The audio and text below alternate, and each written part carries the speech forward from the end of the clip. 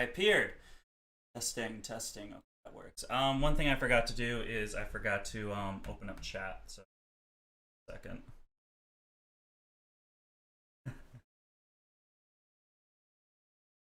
That scared me.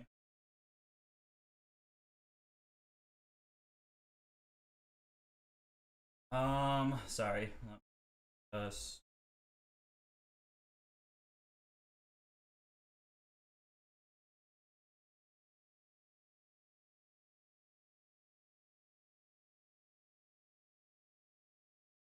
Where'd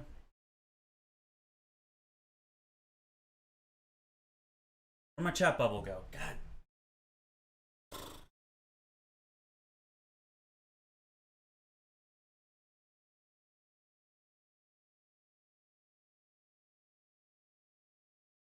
Okay. I'll move it in a second. I want to everyone saying, how's it going, everybody? Took me a minute, but I am up here. I hope you guys liked the professional little thing I had set up because I was thinking to myself, Dakota, you can't just keep starting the stream because then you just sit here for a couple minutes while the stream gets going and viewers come in. So I figured, here's what I'm gonna do. I'm going to make a professional thingy like the Twitch TV people have. However, I don't know how to do that, so I figured let's pop up Photoshop and let's take a whack at it. So, here at DVCB Exotics, we're improving every day. It's just going from like nothing to the bare minimum. I also forgot to add background music, so you guys kind of just stood here at a silent Photoshop screen. But hey, I think it's better than nothing, to be honest. Josie Herper already complimenting how professional we are getting. I understand it is. It's pretty cool. Wait, can you guys hear me? Let's make sure.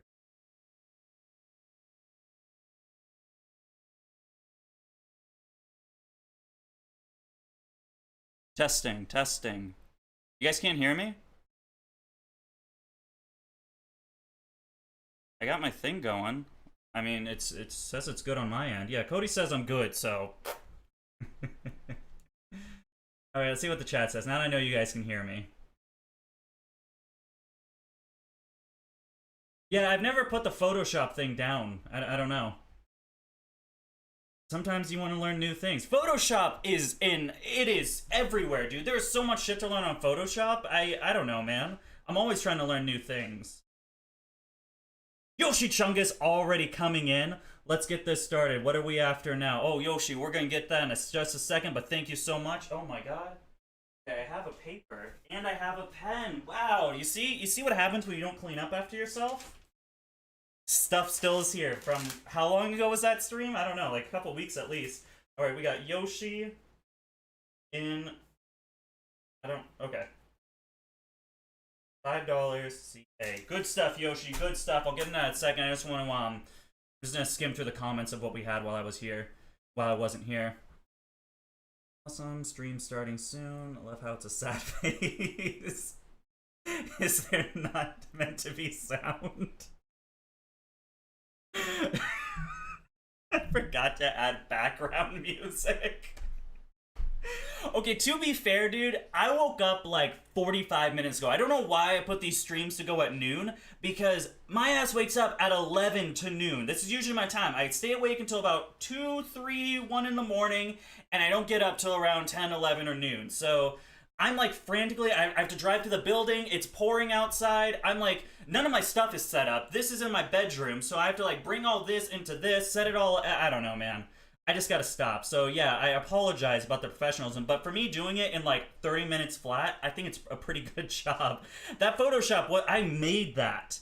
From the hours of 11 to when this stream started, I made that masterpiece. I just think you guys should know that.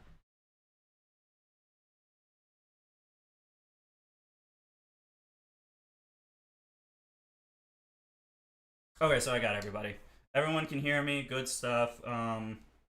Just open this up.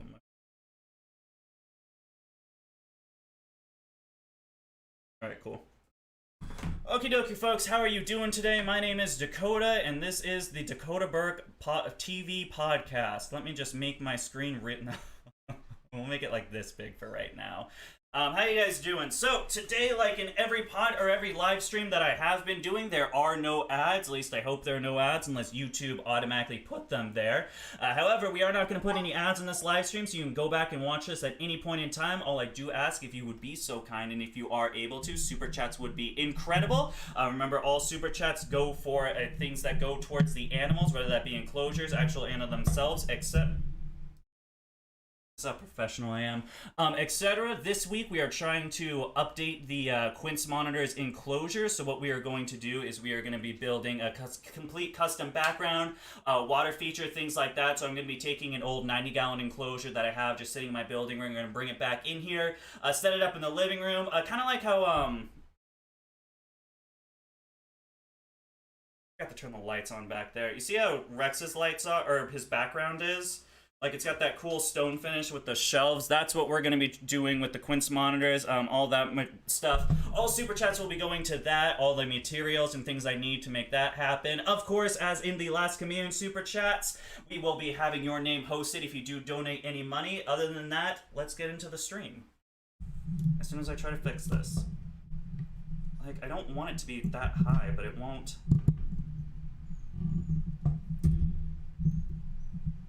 Don't buy stuff from Amazon, people, because it doesn't work. I don't know.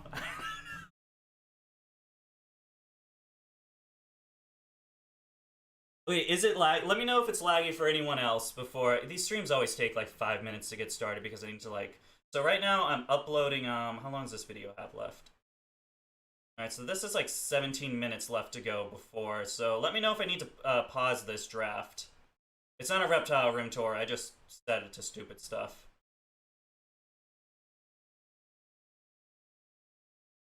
But if it is too laggy, I can always just pause that until later. Yeah, kind of laggy. You know what, let me pause that upload. I can just go back to it later, it's not a big deal.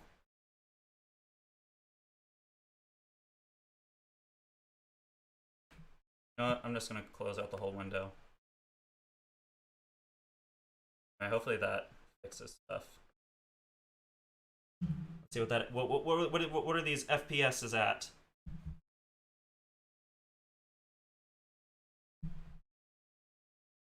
FPS. Let me know if that helps, folks. Let me know if it's good now.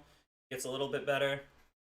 Another 5-hour stream today. I don't know. Actually, so I have a really cool video that I've been I worked really hard on it, really hard, and it's actually the first video in a long time where I was really excited to edit it. Like, as soon as I stopped filming, I immediately took the camera out, got into my editing software, and I started editing the footage. It was just a really fun video to edit, and it's kind of it's a pretty big video. It's gonna focus on some changes that may or may not occur to the channel, depending on what you guys think about the video. So it's not gonna go. We're not gonna go past 4 because I want people to get off the stream and watch the video when it comes out at 4:30.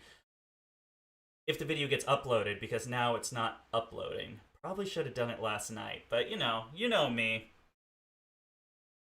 Hi, I just got a black roughneck monitor. He's not doing well. I'm taking him to the vet in 2 weeks because that's the only appointment they had available. Any tips to help him make it to then?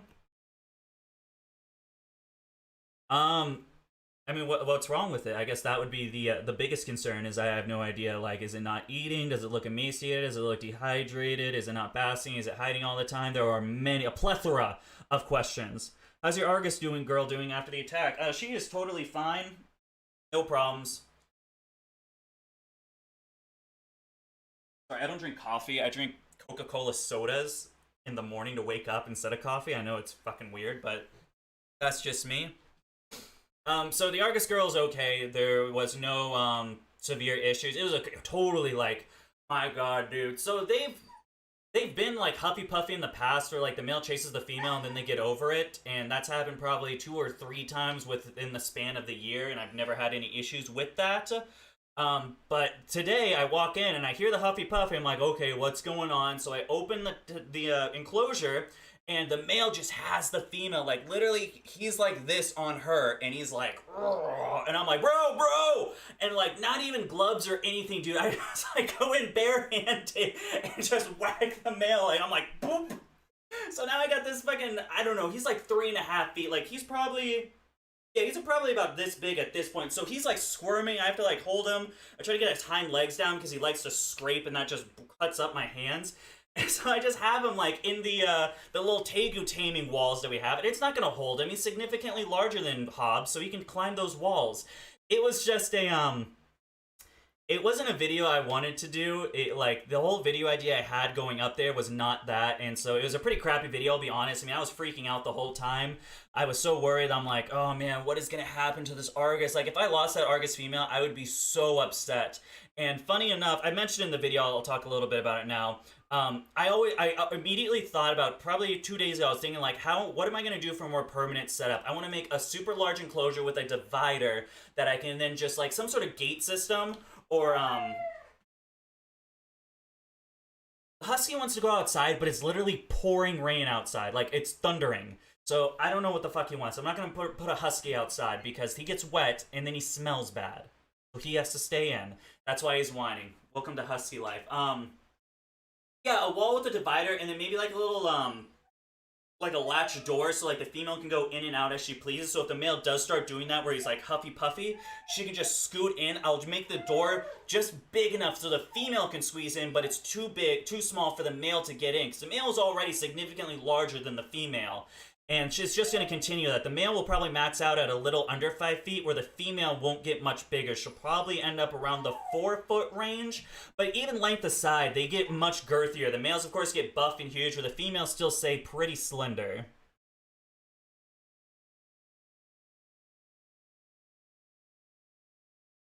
He's sluggish, not eating, not very responsive. I'm thinking parasites. I mean, really the only thing you can do is just provide proper husbandry, making sure that he's hydrated and have good basking lights, things like that. There's not much you can do unless you're treating for parasites, which I don't know, 2 weeks for a vet, man, that's a long time, especially if it's like really sluggish and stuff. But I don't know, man. I guess sometimes it'd be like that. I don't know. That's good to hear. I want one of them babies. We still got one of those eggs. It got a little dried, or one egg. It got a little dry, but I buried it back in the perlite. So that thing's still incubating. Of course, I mean, it's not going to be until like the end of fall, maybe early winter when it hatches, if it does hatch. Of course, this is the first time I've gotten Argus eggs, and we all know how the Aki eggs turned out. Not very well. So hopefully I do a little bit better with these.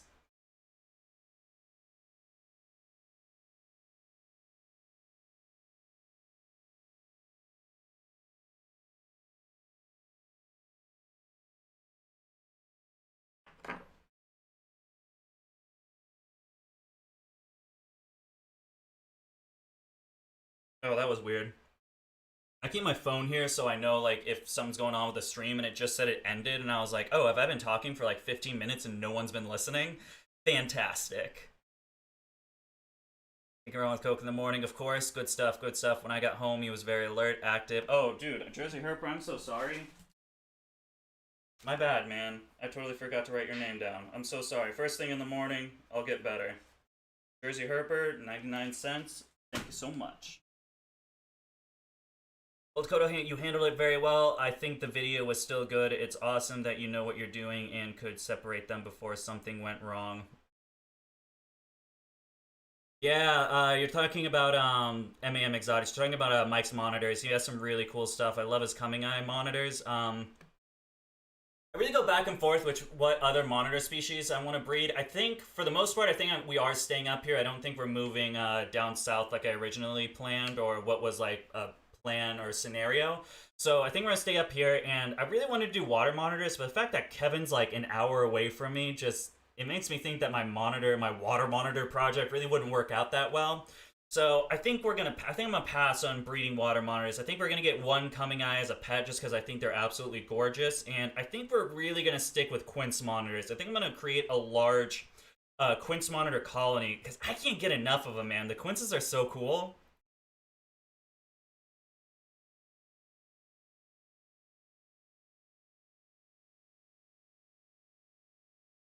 I do not have a reptile website. I don't know. I don't know the first thing about building websites. I'm not. When I started this reptile breeding business, I did not think I would need so much tech experience, because I have zero tech experience. I don't understand computers.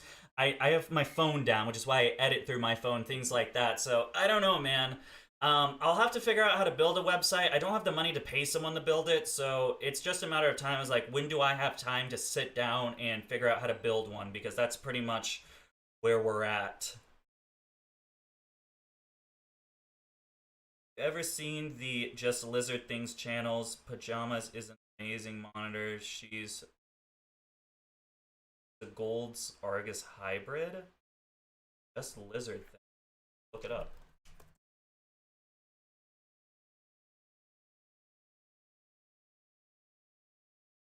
47 videos and 20,000 subscribers? God, why am I not doing well on YouTube? Come on.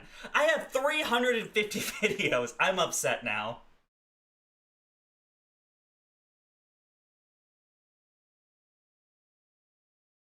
Oh, are they mostly on TikTok? It looks like she's doing what a lot of people do, is just post their TikToks into YouTube Shorts over here. Live stream post disaster just for puppies.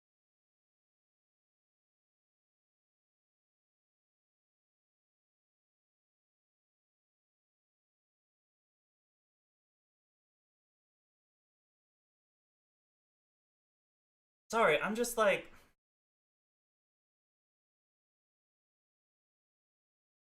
54 seconds and 50,000 views? You guys put me to like, oh, look how cute this monitor is, and I'm over here like, dude, oh, this is the meme. Okay, I get it now. I understand. So she got a viral video. She got a couple viral videos, but it looks like it's been, no, this one did really well too. Lizard X Force Quit. So she's doing, okay, I understand what she's doing. Good strat, good strat. Good stuff.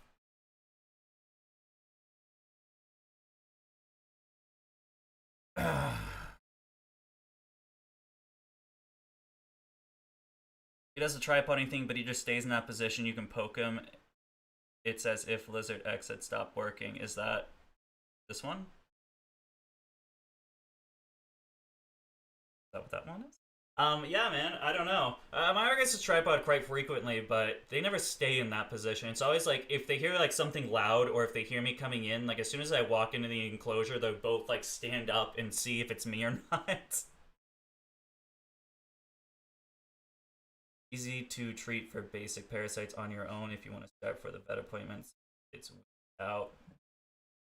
Yeah, I was hesitant. I mean, of course, I don't know. When you're like a public figure, I guess I feel like 12,000. I can call myself. Is that okay? Like, what threshold of subscribers do I need to hit before I can call myself a public figure? Before it's like not super cringy. Yeah, I was a bit hesitant of saying that you should treat for parasites, just because if you don't know exactly what you're doing. I mean, literally, like your basic dewormers, things like that, they're so safe for animals, but you can still screw it up. It's just, but like follow basic instructions. Like, you really don't need a vet for treating parasites. You literally just need to weigh your animal and then do the math yourself. Like, you have a calculator, you have the formula, and you have the weight of the lizard. You can literally do it yourself and save so much money, but I can't say that because someone's gonna kill their lizard by doing it and blame me. Can you show one of your reptiles?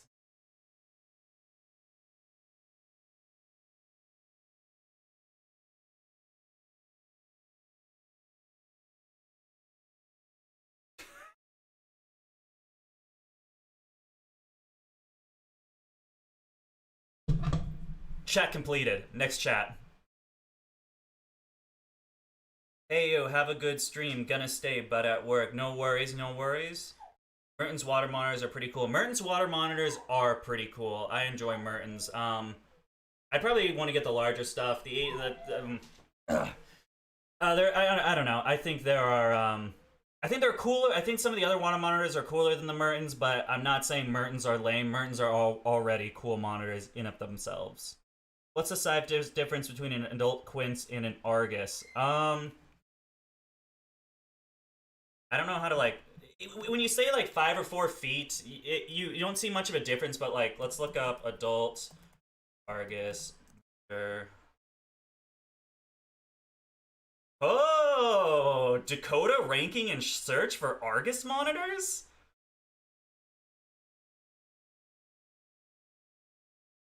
Are there no adult? That's kind of like what you get around this size. So this is an adult Argus. The males get a little bit bigger once they get like a little older. So once they're around like 5, 8, things like that, they'll get a little bit more beefier. But this is, I'm pretty sure this is probably a female Argus. This is like an adult girl. But yeah, so they get around that big. Sometimes a little. The males will get a little bit larger and more girthy, but then an adult quince will get.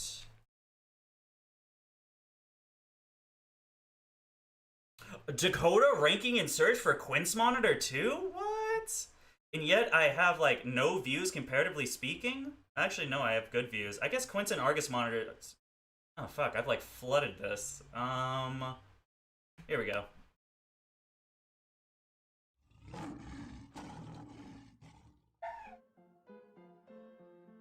This is Quince Monitor or Varanus. So this is a bit of an overweight monitor, but that's pretty much the size you get with a quince. I don't know why he's zooming in on the tail. That's stupid. But yeah, that's about a full size. A little bit overweight. You could definitely be a little more. Okay. Such a dumb video.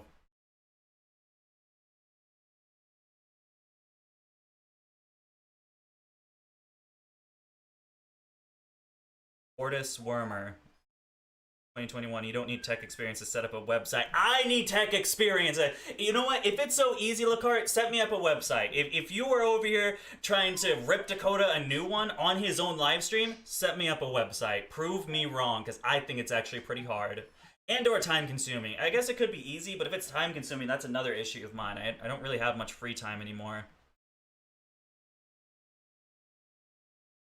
Let me talk to my cousin, see if he'd be willing to do free web design for shoutouts. He's pretty good and has his own business. Oh, well, actually, you know what? Lacart, get out of here, because Yoshi is coming in clutch once again. Thank you so much, Yoshi. I really appreciate it. Yeah, it's just something, I don't know. Like, I sell all my animals on Facebook and Instagram, so I've never really had to think about making a website because none of my stuff stays on my shelf for, like, any amount of time. I think my longest one was this lavender-crested gecko. That's probably been around for 4 months, maybe a little more, and I'm just about to sell that one. I'm just talking to someone. I'm kind of ignoring him to do this stream, which I feel a little bit bad about, but I think they're gonna buy that lavender. So I don't know. My stuff never stays around long enough for me to be like, let's build a website. Because on the website, I would be like, put an animal up, take an animal off, put an animal up. Like, it just sounds more of a pain in the ass than really what I guess I don't know what the rewards of having a website are really.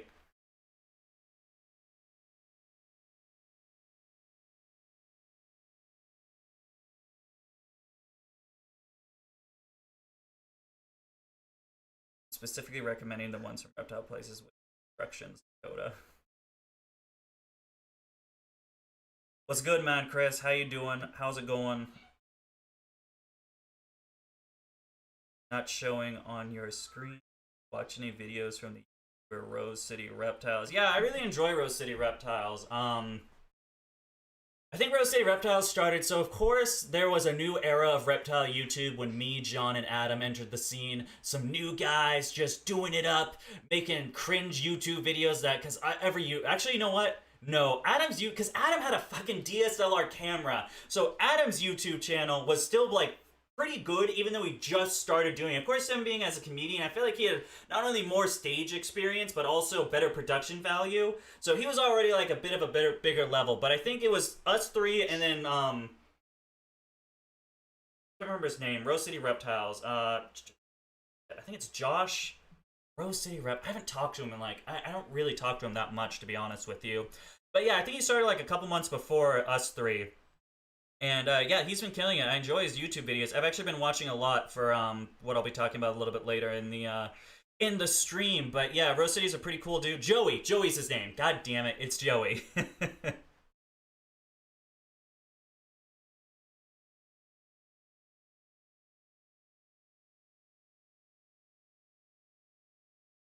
Yeah, no, I just realized that I put my face right over the YouTube.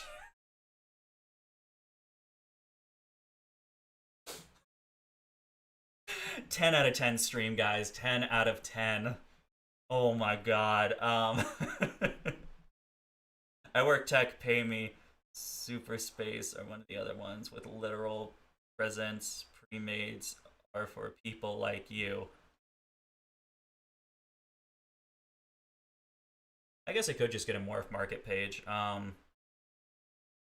I don't know, like, I don't even, because Morph Market, you have to pay a fee. Like, I don't actually need to spend any money to sell my animals. So what's really the point of me putting more money into something that's not broken? It just doesn't make much sense in my mind.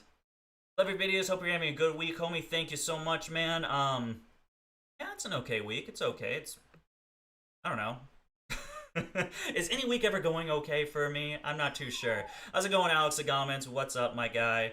Well, if I run a Craigslist page for you instead... That's what we're doing. We're going back to Craigslist. What's your oldest pet? Pet. I think my oldest pet is going to be Isla, my Myers parrot. She is 23 years old. She's like literally just a few years younger than I am. She's not doing too well. Myers parrots usually, this is about like the time frame that they start going. Plus she wasn't in like the best condition to begin with. I haven't owned her for 20 years. I got her like probably as long as I've gotten Dante, so I don't know, 2 years now maybe.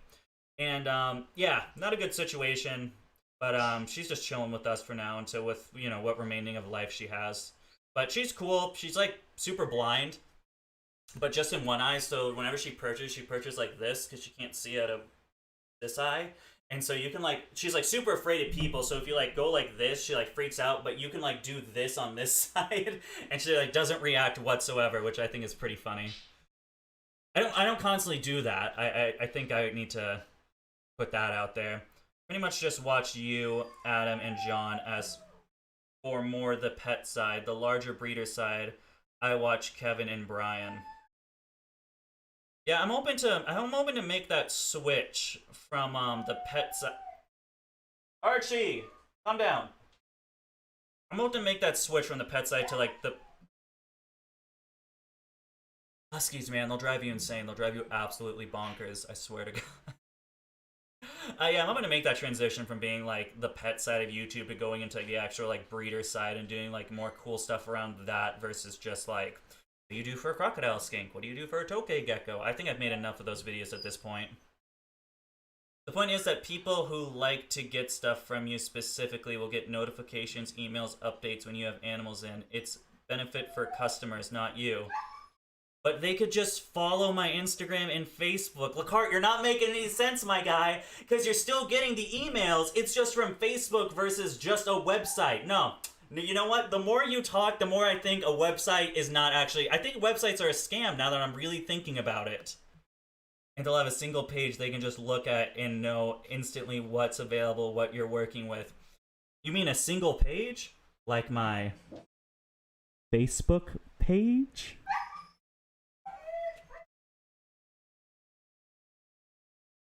What reptiles do you have available, or where do I go to check out what you have? So you can check out my Facebook or Instagram page. However, I really don't have anything at the moment. I think I'm selling the last crested geckos that I have right now.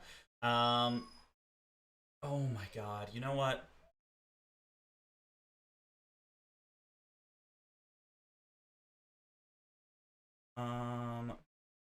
Just clicked on the OBS thing, I swear to God, I'm so dumb. Here, watch this for like 5 seconds. I'm gonna let the husky out because I'm just gonna keep going with that.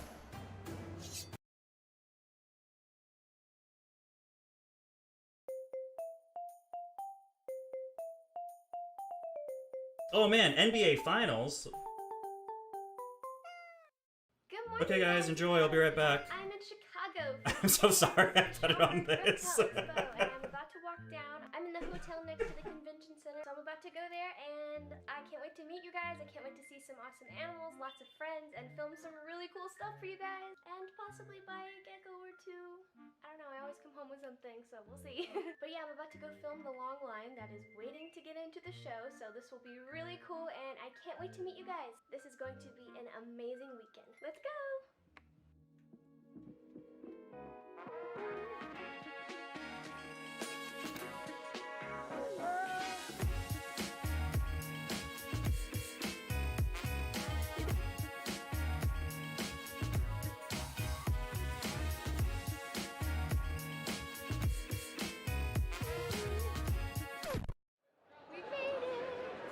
And look who is one of the first faces faces, I see. You're at the front. This is awesome. If you guys saw in my Arlington NARBC video, Carl is the first person to use this.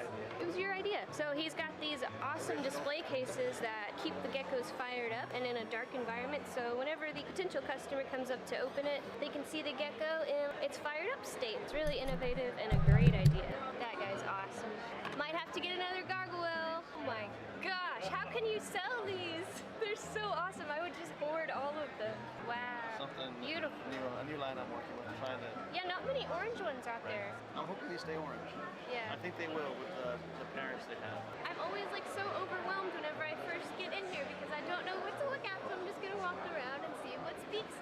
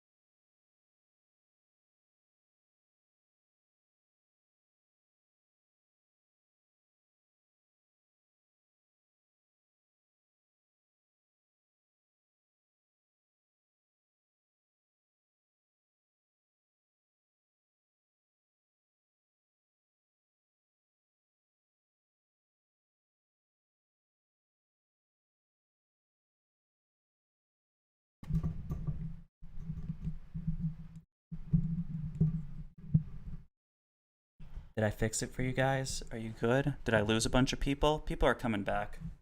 Unmute. I fixed it, Yoshi. You didn't have to do that, but thank you so much. Let's get Yoshi in here at another $5. I put 5 o'clock, but I think I'll understand what I'm saying. I didn't unmute it. This thing is so old. So this mic I had since I was 16 years old. So it's like, what? Oh my god, it's almost a decade old. Oh god. That's fucking cringe. I'm getting old, dude, and I don't like it. Anyway. So all the wires are really finicky. The inputs are like super finicky because obviously as a teenager you don't like take care of anything. So yeah, that's the reason why it keeps unplugging, because the port is like so loose that if you just touch the mic, it like unplugs, and then that happens. So what were we watching? Let's check this out. What do we got going on here? Maybe a gecko will talk to me. That would be cool. Okay, no. I'm so sorry I put you guys through that. Maybe a gecko will talk to me. What got going on here though? Got...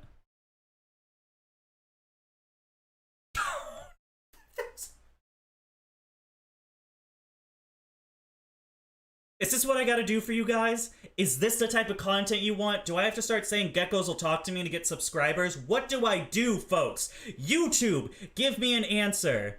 Do we need to crowdfund a mic? Yo, probably.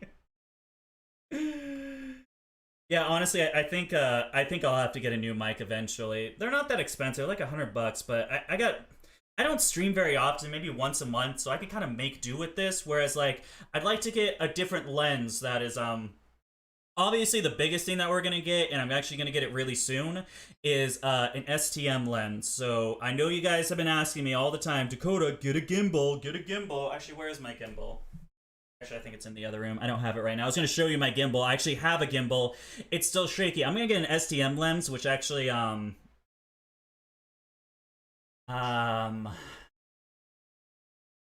stabilizes. Fuck yeah, dude, I'm so good at this. It'll stabilize the lens so it doesn't look like this, because my hands just shake. Like, they just shake. I don't know. I don't know what's wrong with me, but they just shake all the time. So I'm holding a camera, even with a gimbal. Plus, it's a heavy camera. It's like, I don't know. With the gimbal, you're probably holding like 5 pounds constantly. So when you're holding that weight like this for an hour and a half, it doesn't feel too good. So hopefully with that STM lens, it'll stabilize the image a lot better, and I won't be as shaky, and it won't look as bad. When she told the vendor her subscribers will name their animals, I turned it off. I'm sorry, what? You know what? I think I'd rather have 12k subs and not have that, whatever that is. I told my subscribers, I don't like that. You gotta show more booty. I will show more booty if it gets me more subs. That I will do, no problem. But what I won't do is say maybe a gecko will call me, or I don't know what it was. It needed to be said? Rescued snake eggs hatched? Hang on, things are getting hot. It's not much production value with Tyler's videos, so I get like really bored of it easily. I don't know. It's a vlog. Come on, where's like solid reptile content, man? I'm so tired of all the like not reptile stuff. I saw that already. That was a good video. I like Dave Kaufman. Dave Kaufman makes solid content. Actually. Ah! Oh, it's gone. Helps make your writing clear and concise. Actually, I want to show you guys what I was talking about earlier. Compose a cover letter that stands out, thanks to flawless writing and compelling word choice. Come on. Just make sure you don't get a hedgehog. I should get a hedgehog, man. It's over for everyone as soon as I get a hedgehog. That's a nice banner, man. I should probably work on my banner. My banner's trashed, and it's been the same since like month 2 of me making a YouTube channel. It was this one. That's a cool gecko. I remember when that gecko first hatched out. Or I guess I didn't see when it first hatched, but I remember seeing it as a baby. So behind this door is one of the coolest herp rooms that you guys have ever seen. I'm at Mike Stefani's place in southern Wisconsin. Mike works with some of the coolest monitor lizards you guys have ever seen, but it's not just the monitors that he works with that makes what's behind this door so amazing. It's also his extremely Polygem Zoopoxy. It's a great product. It's you can see it's really hard, and they can't scratch it. It paints real nice, and you could do, this is all hand done. It's all hand molded and then carved, textured. Over here. These things are kept, it's probably 95 degrees in there. When you open the doors, man, that humidity and the heat, it blasts you, and they'll go sit up under this. Get a hedgehog. I'm taking back that 300. Oh yeah, I totally forgot what the title of this video is. Hang on, let me talk about that real quick. So obviously last stream we raised enough money to get a chameleon, which was pretty cool. I'm really excited about that. Mainly because of Yoshi, but you got a lot of people donated. I'm really excited about that. So the problem with that is the fact that we did that stream. So YouTube's like payday where it stops tracking your money and starts paying you out is the 16th, and we did that stream on like the 19th or something. So that money's coming in next month's check, which is going to be July 21st. So after July 21st, when I get the money, we're going to get the chameleon. I have the chameleon set out. Let's talk about that for a second, actually. So I'm not going to get a Rainbow Jackson's chameleon, actually. My throat is so high.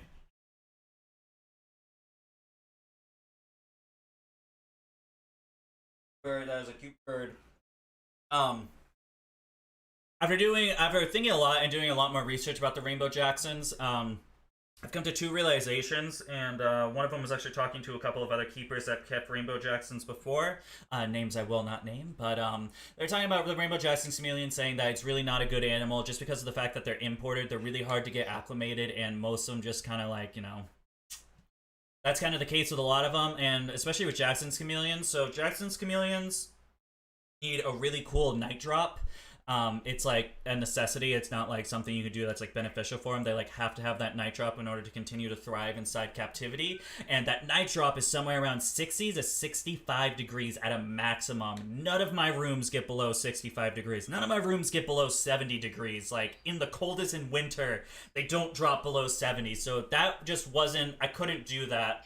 I wasn't, here's the thing. So if I'm not able to provide the optimal care for the animal, I don't want the animal. I don't want to try to get the animal and try to make it work out because that's the animal I want. That's not fair for the animal, and that's not fair to the consumers that donated the money for me to get this thing. And the second point, what happens if it doesn't work out? And then like we had this Jackson's chameleon for like 2 weeks. I couldn't acclimate it, and it failed. And now it's like, wow. I don't know, like, if I was someone on the other side that donated, like, if I was Yoshi and I donated that much money and then I watched the chameleon that I donated die like 2 weeks later, I'd be really pissed off. I wouldn't be happy. And yeah, all those things to get aside, it didn't look good. It wasn't a good look. I wasn't down for it, so I actually contacted, I was talking to Neptune a little bit and seeing who she, we floated the idea around some panther chameleons, and so I wanted to get her opinion. Obviously, she's really experienced with chameleons. She has a, I also ask for YouTube advice because her YouTube channel is doing a lot better than mine. But, yeah, so I asked her about some chameleon advice. I was like, looking at Morph Mario, I was like, what do you think about this guy? What do you think about these? Like, you think these are good? They're like, no, it's too low of a price. You probably aren't going to get a good animal for that. And she recommended me, actually, Frames Cams. So I went over to Frames Cams, and I was like, hey, what do you guys have available? And they actually brought me to a pied, see-through. God damn, dude. I've been too stressed out and depressed, and it's just made my mind turn into, like, fucking mush. I can't remember any words these days. Translucent. So it's a pied translucent veil is what we're getting. It's the veiled chameleons with the white gloves. Pretty cool. It's a veiled chameleon, I know, but still, they get a pretty impressive size, and, it's a captive bred animal, so there's no worry. Like, as long as, of course, yeah, I've taken care of chameleons before I know what I'm doing. So, as long as everything's good, we're going to have that chameleon for a long time, which I think would have been a better fit than something we're going to kind of just roll the dice on with the Rainbows Jacksons. So, funny enough, I started talking with Frams Cams, and, he saw that I was on Brian's podcast. He's like, oh, that's cool, you were on Brian's podcast. And he was talking about how Nerd did a video on him, which I remember watching that video. I didn't realize it was this chameleon breeder, but I remember watching a chameleon video. And so that's when I asked, oh, dude, actually, where are you located? Because I don't know if they, like, flew out to see him, but he's like, oh, I'm in Massachusetts. I'm like, oh, I'm, like, right next to Massachusetts. Let's do a collab video together. And he was like, sure, let's do it. So now we get a collab, Frames Cams, entire facility, which I'm really excited for. They have some awesome chameleons, dude. Like panthers you've never seen before. They're so colorful. I didn't know chameleons came in these colors, to be honest. Like Frames Cams has paint jobs on chameleons that I didn't even know existed. So I'm really excited about that. We'll see how that works out. It's gonna be again after I get paid, so somewhere around the 21st is when I'll head over, and then we'll get that new chameleon. We'll make the collab tour video, and then we'll make the chameleon video. So I just want to let you guys know that video is happening. It's just YouTube hasn't paid me for what you donated, which is stupid, but it just kind of is what it is.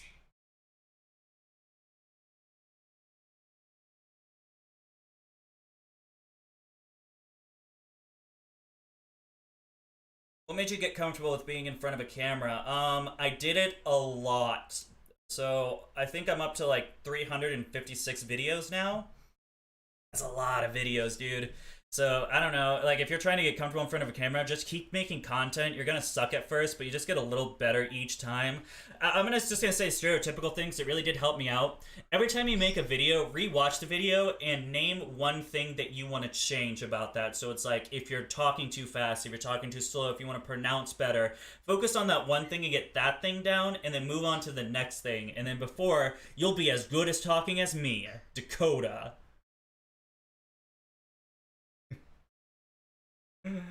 Tegus, Tegus, Tegus, Tegus.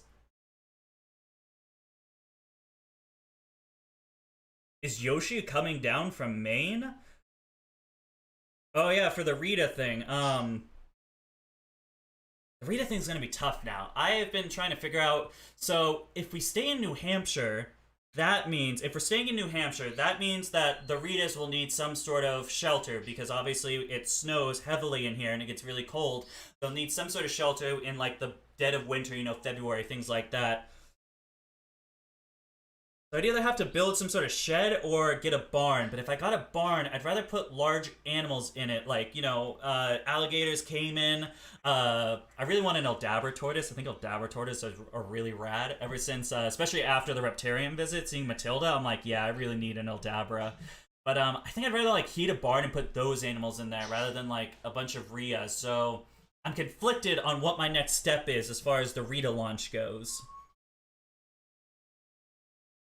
I want a snake that's not hard to care for, but isn't really common, like a corn snake. Any suggestions? I've been thinking about a bull snakes.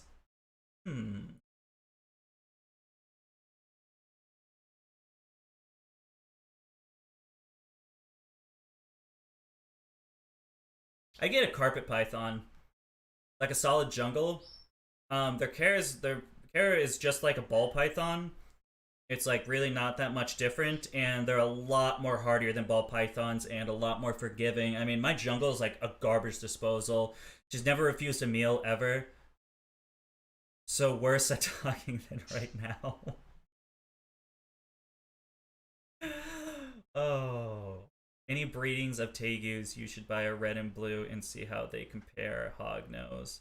That way you have all three types. Oh, do you want me to talk about tegus? Is that what the whole like tegu?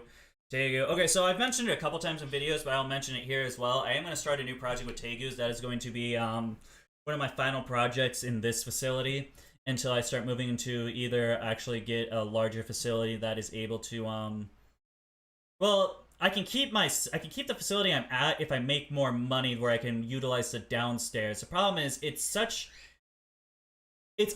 optimizable building in some aspects to make a reptile facility, but in others it's really lacking. Like downstairs is not insulated whatsoever, and the fact that it gets so cold up here, it costs so much money to heat the lower part of the building. So I'm just not sure. I don't know what the best move is right now. It's still something I'm thinking about, but tegus are going to be my last big boy project. They're going to be my large animal project. We got the Arguses going. We're going to have the Quinces in probably another 3 to 4 years. And then tegus are going to be next. So, of course, we have 3 tegus right now. We've got 2 males and 1 really big female. So that's going to be really exciting. Of course, I can't do anything right now. They have to brumate, and they breed like right when they get out of brumation. So there's not going to be any tegu breeding at this point in time, but next year in 2022, we're going to take them out of brumation and we're going to pair. We're going to get a nice trio going of 2 males and 1 female. That's actually how you do it. I know everyone's going to be like, males will fight, don't put males together, but that's a good way to ensure that you're going to get viable eggs out of the female because she's going to have 2 sperms going in there. There you go. There's your tegu sexing 101 lessons. But yeah, we're going to get some tegu eggs going. Now, they're just going to be some regular black and whites, and I'm going to use the funds that those eggs produce if I can produce them. So I'm going to start with 1, just this trio going on. If I can successfully breed, incubate, and hatch and sell those babies, then we'll really get into tegus. So I know what you guys thinking, like, get a red, get a blue, but I'm kind of going a different direction on this. I don't really want to get just, like... Because tegus are large animals. They require large enclosures. I want, like, the best of the best, if that's the route we're going with. So I want to get, like... Fuck, you guys are going to see that I can't spell for shit. That's how you spell it. Oh, shit, was I right? Fuck yeah, dude. I'm so good at this.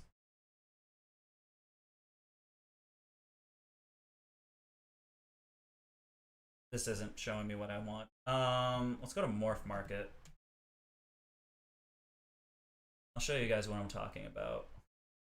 Look, you can see all the animals I constantly oh no, I actually only looked this up on my phone. What's going on with tokays? 11 tokay geckos. SCB. Oh, normal. They sold that. Oh man, a female reduced?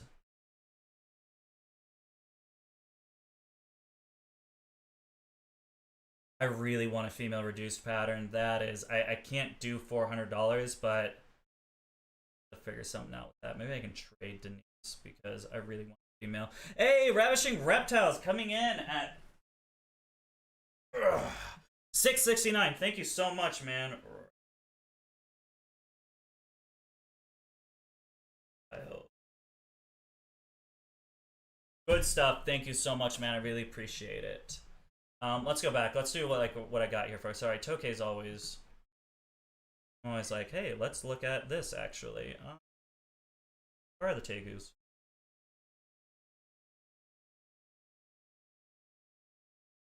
There they are. Okay, so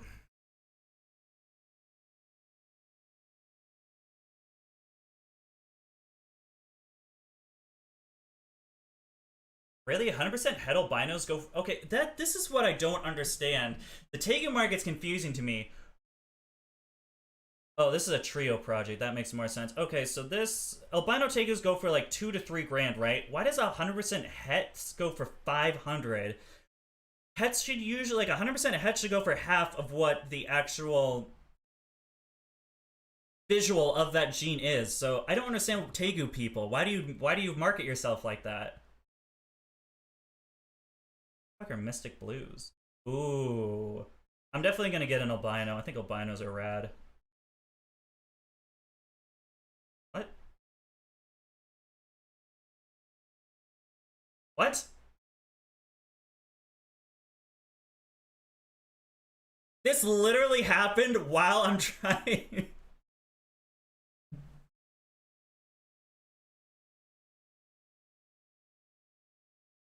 I guess they're constructing their site. Okay. We're not gonna look at Tegus now. Are you serious? You're gonna construct your site at 1 o'clock in the afternoon? That's so weird. That is so bizarre to do it at that point. Okay. I guess we'll just go back to what I was doing before. Jesus. Dude, Lacarte's always trolling, dude. He's just here to bust my balls.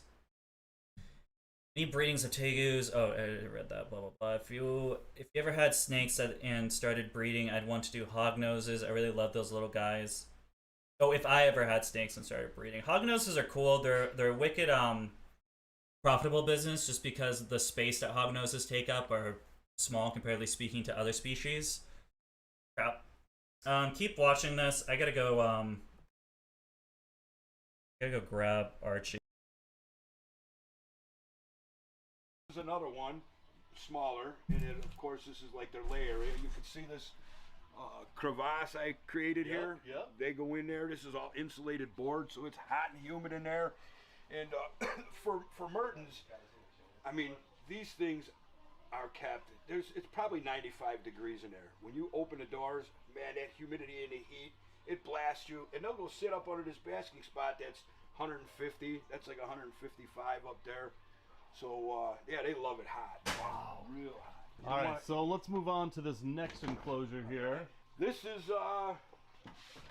Varanus coming on, my big male. Then when they breed, they can go back and forth. And then when she's nesting, I cut her out. She's gravid now, so he's cut out. Gotcha. So these are also known as Philippine golden monitors. Right. And that's kind of the problem with generic names. Because there's other yellow monitors that people call yellow monitors. So, oh, did I not mute that? The Latin names always work better. I agree. This is what I love though, Mike. Like, it's awesome to keep these animals, but a part of keeping these animals is like seeing their natural behavior. And the way you have these cages set up, let's get a female you could blue like see what a Merton would behave like in the wild. It's unboxing. So it's exactly right.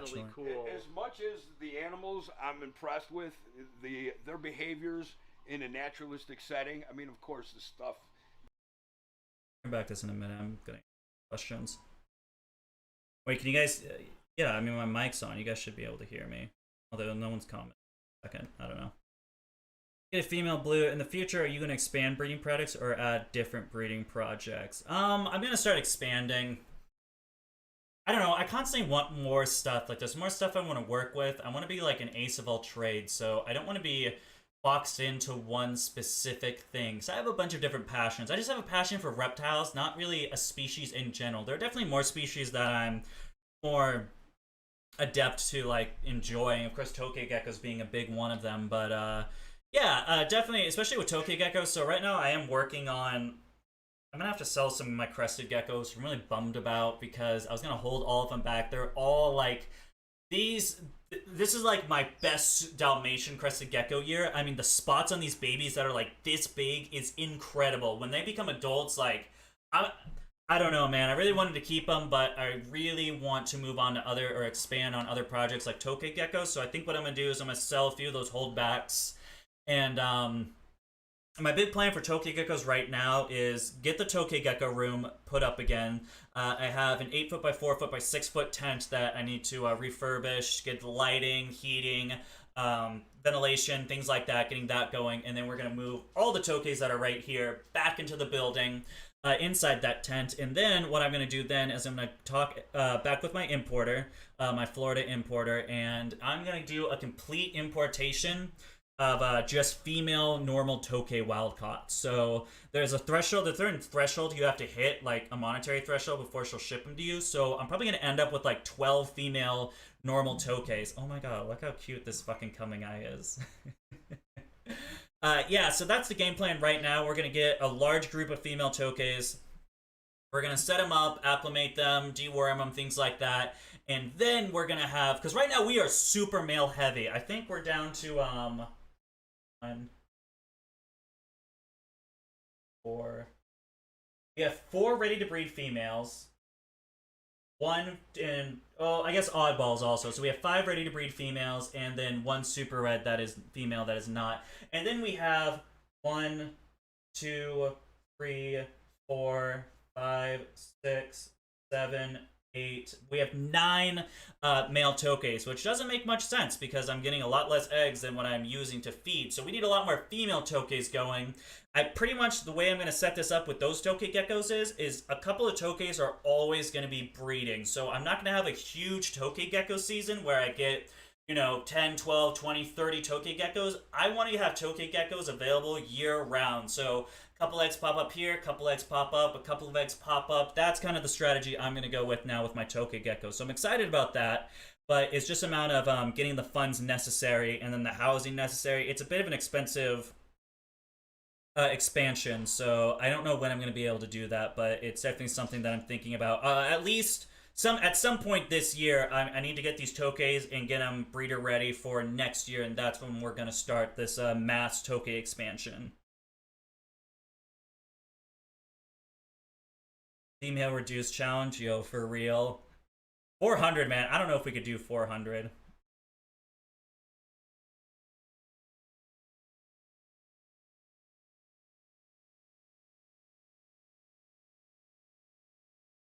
Okay, good. You guys can hear. You know, it says there's 19 people. Why is there's like 3 people commenting? Yet there's 19 people watching. Doesn't make much sense to me. But hey, I'll take it. I'll take it. I'd reset my YouTube channel if I had any idea what the heck I wanted to do. I have too many things I enjoy. Yo, that's me right now. I have way too many species, and I don't know what to make content about anymore. So we'll see what happens. Especially, make sure to all 19 of you, which I guess really isn't a big thing, but you know, it's better than nothing. Make sure to check out the video that's coming in today at 4:30, which was for people that aren't on Eastern Standard Time. It is in 3 hours and 27 minutes, makes 4:30 p.m.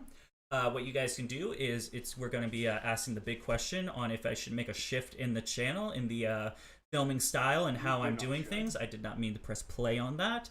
Really exciting stuff. I put in a lot of work and a lot of time in that video. It took me a lot longer to edit, but I'm very excited about it, and I really got my motivation back. But if you guys would rather me go back to my old style and you don't like the new style, please let me know in the comment section down there. I would really appreciate, not the comment section here, but the comment section in the video. If you're having good success with different geckos, do you think lychees would be a good step? Okay, so with Leachianis geckos, Leachianis are tough, man. Here's the problem I have with Leachianis. I love lychee geckos. I'll get one as a pet just because big old potato gecko, definitely need one. But here's the thing with Leachianis geckos. Breeding them is a bit difficult. So not only are Leachianis geckos very expensive, they're obviously, if you're actually going to be breeding, you want to have good stock. You don't want to get the $600, $800 geckos. You want the multiple $1,000 geckos. So you're going to spend $7,000 on a trio, right? Actually, $7,000 for a pair. If you're getting a sexable pair, it's probably going to be somewhere around the $3,000, $5,000, $6,000 range if you're getting an actual quality set or a quality pair of geckos. So you raise those geckos up for a couple of years to take a little bit longer to get breeder ready, and then all of a sudden you pair them, and your female does not like your male. What's the next step? Now you have to spend a couple more $1,000 either on an adult gecko, or you have to wait 2 more years to get another male, then hopes that the female likes it. It just seems like a real pain in the ass, and a lot of money goes into it for...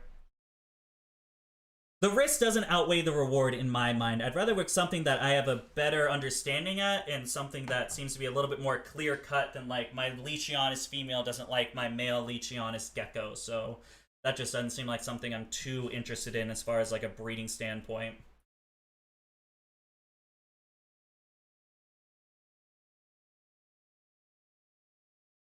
Yes, we are not... Yes, we are not cursing on the DBCB Exotics YouTube channel, unless I already did. I do sincerely apologize about that, but I don't think I've cussed anymore on it. Live streams are going to be completely different because... I don't want to censor myself live. That just seems like something I'm not willing to do. But YouTube channels, every YouTube video starting from, I don't know, a couple of videos ago, do not have cursing on it anymore. I'm debating a local pair, been talking to a breeder between them or lily white cresties. A locale pair. Oh my god, I'm so dumb. This is a problem with streaming live, is people see how dumb I am, like, in real time. There's like a 30-second buffer between me making a stupid mistake and you guys seeing it.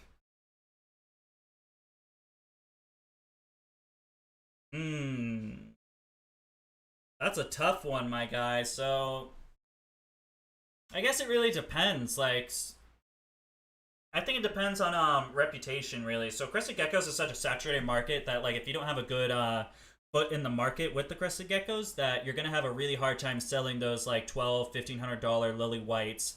So that's a tough one. Personally, for me, I'd probably go with the Leachianis as a locale pair versus lily whites, because lily whites are, I don't know if the market's flipped, but from what I've seen, they've been depreciating in value, not increasing. So it just seems that the Leachianis is just a better standpoint to go than lily white cresteds. Now, if you had like a bunch of female crested geckos and you were gonna get like one really nice lily white male, that would be a different story, because you breed that male to probably 4 or 5 females within a season. And of course, the lily white gene being a co-dominant mutation, that means you're going to get lily whites out of all of those eggs, which would be cutting at a pretty strong standpoint. Could it be saturated the market? Probably, but the market's already saturated, so who really cares at this point? Crested geckos is just a dumpster fire when it comes to marketability, so kind of just do whatever you want at this point. I'm thinking about getting a baby red tegu. I just love the dark red they can have and how big they get. Hobbs is awesome. That's why I started watching you. Hobbs is a cool tegu. I wish he was nicer. He is not a nice gecko, man, or not a nice tegu. Reds are cool. I enjoy reds. I don't know. I don't think there's anything better than the like white black and whites. Hobbs is supposed to be like a high white black and white. Obviously, he's not that white, so I'm a little disappointed in that. But he's a cool dude. Reds are cool. I really like blue tegus. I just don't like the little smoking burnt nose tip they got going on. I'm not really keen on that, but I think I would get like a nice high white black and white or high white Chicoan mix, so you still get that size but you get the high white of the blues. Would be really nice. That's something that I'd be interested in. Are you breeding gargoyle geckos? Yes I am breeding gargoyle geckos. We have I have one new female that has not laid for me yet, but she is looking gravid. I hatched out one clutch of gargoyles, and I have another clutch right now that should hatch like any day. Gargoyles take a lot longer to lay than crested geckos. They don't lay as often as crested geckos, and their incubation time seems to be a little bit longer than crested. So all the gargoyle stuff takes just a little bit longer than my usual like New Caledonian stuff, which is the crested geckos. Honestly, I feel like the lychee market is super saturated. That could be. I don't know the lychee market. I've never looked into the lychee market, so I'm unsure of like what it looks like, but just from my understanding, I mean, the lychee market can't be as saturated as the crested gecko market. That's just not humanly possible. Everyone breeds crested geckos. Like, name me a breeder that never work with, so either they always have or have in the past worked with crested geckos, and I can't see everyone doing that with lychees.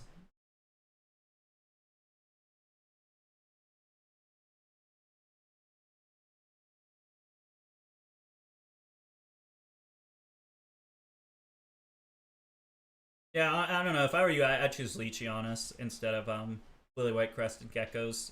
Especially if if you don't already have a crested gecko project going, it just seems like the Leachianis just make more sense to me. You're breeding frillies, dude. Frillies are cool. I'd want to get a nice pair of frilled dragons. Not really start a breeding project with them, but just have like one pair, get eggs every so often. I think that would be pretty rad. You're working with Hobbs, he will get there. Yeah, Hobbs is actually doing a lot better than he used to. He still charges, but it's not like as vindictive as it was in the past ever since I've started. Do you know any good BCC breeders? Yes, Boa Kings. Boa Kings is excellent. That's where I got Viv, my common boa. Oh wait. I think they work with True Red Tails as well. I'm so bad at the BCC and BCI thing. Yeah, Boa Constrictor. I believe they do work with True Red Tails as well as common boas. So I would hit up Boa Kings. They have a bunch of really rad boa constrictors, so they're pretty good. I enjoy them. The only market that's saturated in Scotland is royals and leopard geckos. Stop it. You're awesome at the YouTube. I like seeing you live because we see more of who you really are and your real character. I know I can't edit this. It's so bad. The whites are cool, but whites always get dirty, and you can see it would drive me nuts. They do get dirty, man. They love to. Hobbs loves to get into his water bowl and then get into the substrate and then back into the water bowl, and then it's all just a muddy mess, and he gets muddy. It is definitely that's definitely a thing. You say that, but lychees don't have morph variations that cresteds do yet, but they do have locales, so it's much like green tree pythons, where they're not actual genetic mutations, but they're different localities that people crossbreed to get different color variations. At least that's what I think. I don't know again, I don't really know much about Leachianis geckos, but I think people are working with like crossing localities. Maybe they're trying to keep it pure, but people still do that with the green tree pythons as well. But I don't know. I can't see. I would look it up, but Morph Market's down right now, so I don't know what we can do other than just keep saying the same thing. Maybe in a couple of hours, Morph Market will be back and we can put it to rest, but I think we're just going to keep going in circles with this whole... my opinion, Leachianis geckos cannot be more saturated than crested geckos. I think that's impossible. There are thousands and thousands of crested geckos on the market. That's fine. Probably another year before I'd buy one, but I do want one from you. Sweet. Good stuff. Good stuff. I agree with Dakota, though. I wouldn't start a Lily White project unless you're already breeding cresties. That's what I'm saying. You're just going to have a tough time. If you're talking about, like, high-value crested geckos, anything over, like, a couple $100, if you're not already known in the community, you're going to have a really hard time selling to them. Because why would I, like, no bashing or anything. This is just, like, literally making a statement. I don't know, that was a dumb phrase. What I'm saying is, like, why would I buy a $1,200 gecko from you when I can go someone like Pangea, Altitude Exotics, Scaredy Cat geckos, etc.? I don't know if those people work with Lily Whites. I'm just making a point. Is there's already more people that have been put in the community for a longer amount of time, built that reputation, that are already selling those high-value animals. So without the reputation behind it, you're going to have a really hard time selling stuff worth that much money, unless you just want to take a huge cut and sell them for a lot less money to get your name out there.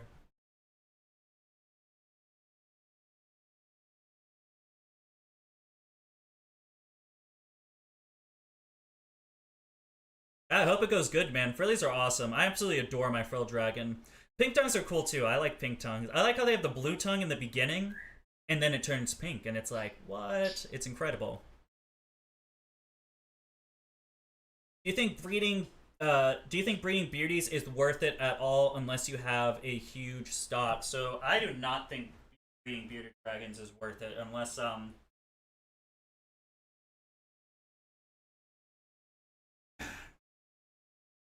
Damn, we're like, what, an hour into this? My throat already hurts? Come on. Okay, here's my standpoint on breeding bearded dragons. It is a lot of money to get started and getting all the equipment you need. Of course, bearded dragons have somewhere around 20 to 30. I've even heard of like 35 eggs per year for a clutch. I could be wrong. I don't know. I don't know much about bearded dragon breeding because I've never really looked like that extensively into it. But that's a lot of money. So you're gonna have to have that with.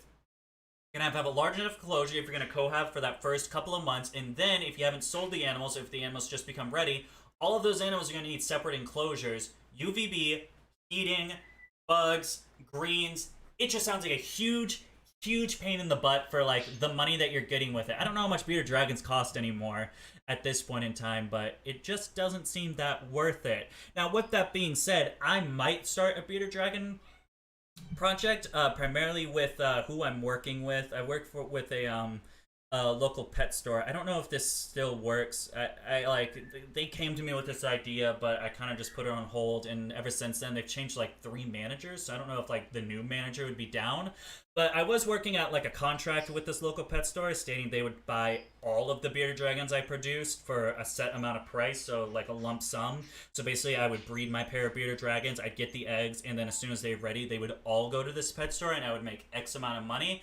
That is the only situation where I would think that like breeding bearded dragons would be worth it. But again, a super saturated market, you're definitely going to be holding on to beardies if you're not already known in the community, and it just seems like a lot of money is going into that versus what you're going to get back eventually. I just don't see the overhead outweighing the profit you're going to make. They certainly aren't more saturated than Cresties. I just think they're oversaturated and overpriced because of that. Okay, I will agree with that. I do think Leachianuses are a tad overpriced, but good for them, dude. You know, if you're Leachianus breeders, it's a pain in the ass to do it. So I would probably ask if I could make thousands of dollars on any of the reptiles I produce. I would take thousands of dollars for it. So I'm not gonna knock it, but as a buyer, I can't justify, you know, even at the lowest quality, that's $600 to $800 for just a pet. Good choices, good stuff. What do you think's better, Cody? Bearded dragon or blue tongue skink? I'm gonna go with blue tongue. I think blue tongues are a little bit more fun than the bearded dragon.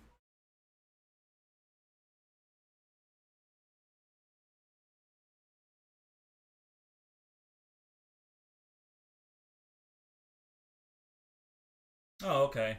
Yeah, I could see that happening. People are really, people weren't keeping good records of locales. That's interesting. I didn't know about that. I know you can't get anything. You can't get anything from New Caledonia anymore, can you? I don't believe New Caledonian lets importations go anymore. I'm pretty sure they're like under CITES, like strict lockdown. Nothing else is getting out of there. Yeah, my babies still don't have pink tongues. My issues with beardies is people selling them for $35 each wholesale. A single beardy baby will eat more than that over a few months. Would rather have a baby frilled or water dragon that are worth a few hundred. Yeah, that's what I'm saying. There's just other projects out there that are going to take the same amount of effort, the same amount of overhead costs, but still you're going to make more profit off of it than just a standard. Because that's probably what I would make off of my beardies wholesale. Is like, actually, I'd probably make a little bit more. I was thinking like 50 to 60 bucks, just because of the fact they're selling bearded dragons right now for $160. So pets are selling that. I should at least make just around 50% of whatever their markup is. Just do super expensive retics and get like 95 eggs in a clutch. Oh my god, dude. I don't know, like, so how I feel about retics is the same way I feel about the water monitors. One, Kevin's right at my back door, dude. There's no way I can sell retics when he's selling retics right next to me. And I just don't think there's enough of a demand for retics for, like, again, like, they have so many eggs. Like, I think an actual, like, accurate thing is, like, 60 eggs in a clutch. Like, what am I gonna do with 60 retics if I can't sell them? That's just something where I'm like, I don't think if I could not sell those retics, I don't have the space, even in my building, to house 60 reticulated pythons. Hey, how's it going, Quinn? Over here, you can always sell the Petco starter pack. Beauty, leopard geckos, crested geckos to local shops for wholesale price, but you'll always lose money. Yeah, that's kind of the thing, is you never really... I don't know about crested geckos because, I remember there was like a super like dinky pet shop. I remember I used to sell crested geckos for like $15, dude. I hatched like 2 geckos out and I made $30 altogether. 3 months of work and I profited $30. It was ridiculous. So wholesale pricing is really crap, but I think it all depends on like how much money you're really, or how many geckos you're producing to sell. Because wholesale only makes sense if you're hitting a certain quota. Like again, if you're selling 2 geckos for $15 each, that's not worth it. But if you're selling 60 geckos for $15 each, then the money makes a little bit more sense at least. Because the overhead cost for crested geckos is really nothing. This is the cost of a bin, a fake plant, and the crested gecko diet. Very rarely do they let new stuff out. Okay.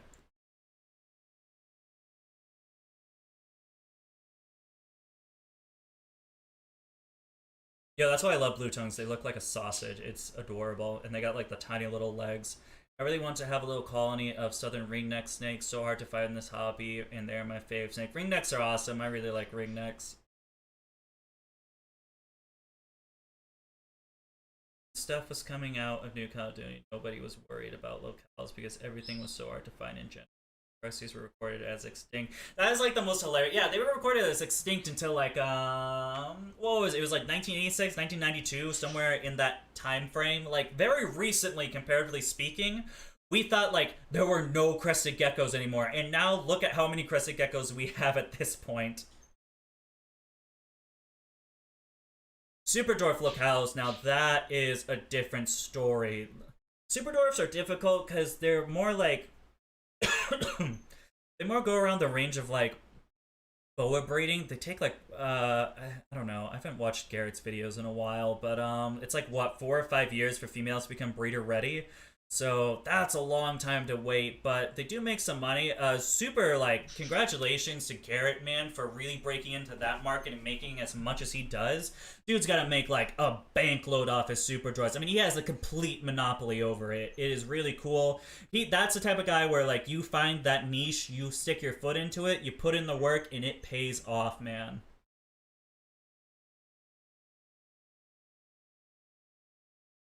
That's what I'm saying. It just doesn't make sense. Super dwarfs are a different story if we're going with that side, but as like a mainland retic breeder,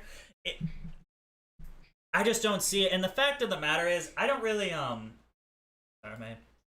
So I got these like giant fucking plugs, and this is steel, so when my headphones are in, this just digs into my skin, which is why I didn't want these, but I don't know where my other headphones are. So I'm like wearing them as high up as I physically can. Anyway, yeah, mainland retic breeding just doesn't make sense anymore. I can't see how anyone is actually able to do it. And not only that, morally speaking, and I know I was gonna be like, Dakota has morals with python breeding? What? He keeps his snakes in racks, but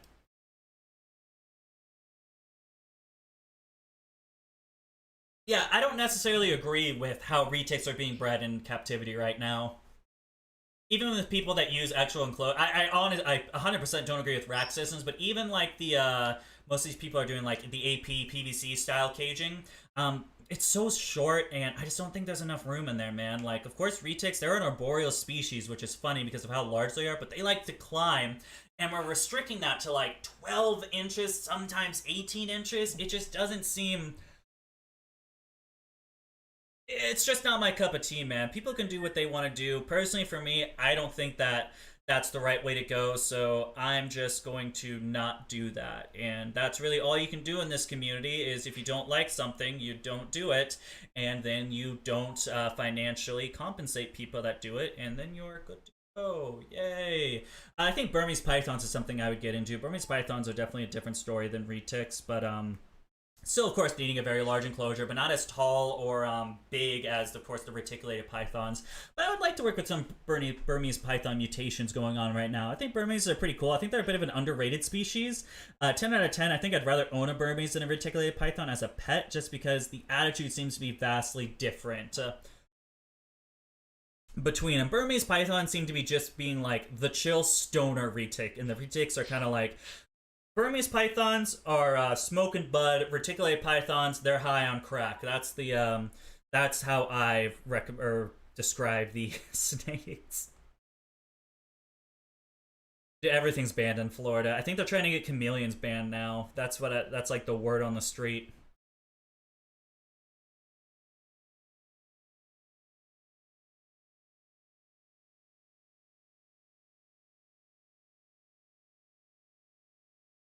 The demand, do you mean the supply would be hard to get rid of? The demand is like people that want them, and I don't see a lot of people wanting mainland reticulated pythons. That's kind of like the thing. Actually, yeah, not to boast, but when I was talking to Brian Barczyk earlier, no, I'm just kidding. Yeah, no, we had a conversation earlier. We were talking about reticulated pythons. He was telling me about how he was getting the retic that he got. They were actually talking about that, and we had a little conversation about it. And he was talking about how, like, when it comes to like mainland big retics, when you start talking about those stuff, like a 17-foot reticulated python is worthless. No one wants it. It's just a huge hassle. It's not worth anything. An 18-foot retic is worth a lot of money. And that's just kind of how it is with mainland. You're either going to want to get the biggest snake you possibly can, or go super dwarf. So it's kind of like no in between. You're shit out of luck if it only gets to that 15, 16, 17 foot. Then you kind of just have like a really big retic that can't really get rid of anymore. Abronia are really cool. I enjoy Abronia. Of course, rest in peace, Forest. It's Forest, right? Oh my god, if it's not Forest, I'm gonna look so fucking dumb right now. He did Abronia. I'm like 90% sure he was working with the Abronia species. He had like the climate set up like the cloud forest, and he had all these different locales of Abronia, these different colors. It was really cool. Oh my god, if it's not Forest, I'm gonna look so dumb right now.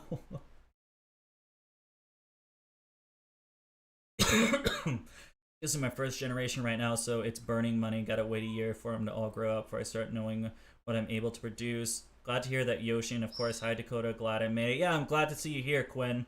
Quinn always makes the live streams a little bit more enjoyable. Same with Yoshi, same with everybody. I like people that come into the live streams and they have a conversation. That always makes it a lot easier to stream and makes it just a little bit more enjoyable.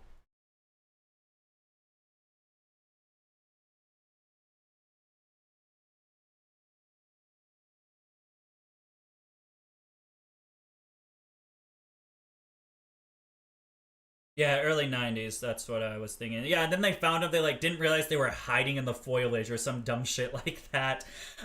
Yeah, that's another huge problem with the Super Dwarf retics, is you're just getting a baby retic. A baby Super Dwarf and baby mainland literally look exactly the same, so you're just going off of like, can you trust the breeder? Like, reputation is everything with the Super Dwarf community. And you can see Garrett. Garrett fucking roasts people that claim like they have dwarf and super dwarf, but their bloodlines really aren't that pure, and they're mixing mainlands in to get those unique genetic mutations, which again isn't going to make that super dwarf 8-foot snake. You're going to end up with a 13, 14, 15-foot snake. My gargoyles, it's so dependent on like what pops out of the egg and how old they are. I think for right now, I'm holding back my gargoyle geckos because I want to expand into a larger project. So I don't think I'm going to have any gargoyles this year. Next year, I might release 1 or 2. They'll probably be somewhere around the $300 range. Oh yeah, I breed spider ball pythons. So if anyone wants to leave the stream now because I breed spiders, feel free. Wasn't for the fact that you could. You know what? I'm gonna brush it. I was actually gonna make another video about spider ball pythons. It's been like 1.5 years since my last one. I don't know if it's like a dead meme now to talk about spider ball pythons, but I'm gonna do it. I own 2 spider ball pythons right now, a bumblebelly and then a bamboo spider yellow belly, and I literally see nothing.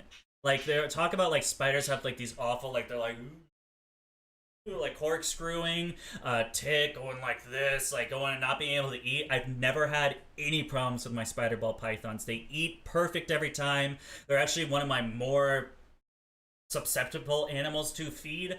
Some of them get a little picky. My spiders have never refused a meal as long as it's heated up, like a heated up rat. Go right for it, no problems.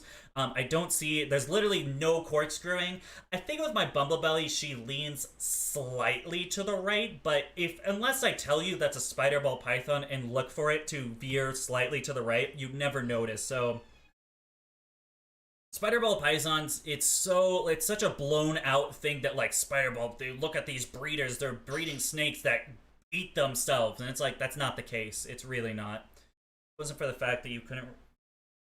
If it wasn't for the fact that you couldn't restrict the industry without killing it because of how cheap the animals became over time, I would say retic breeding would be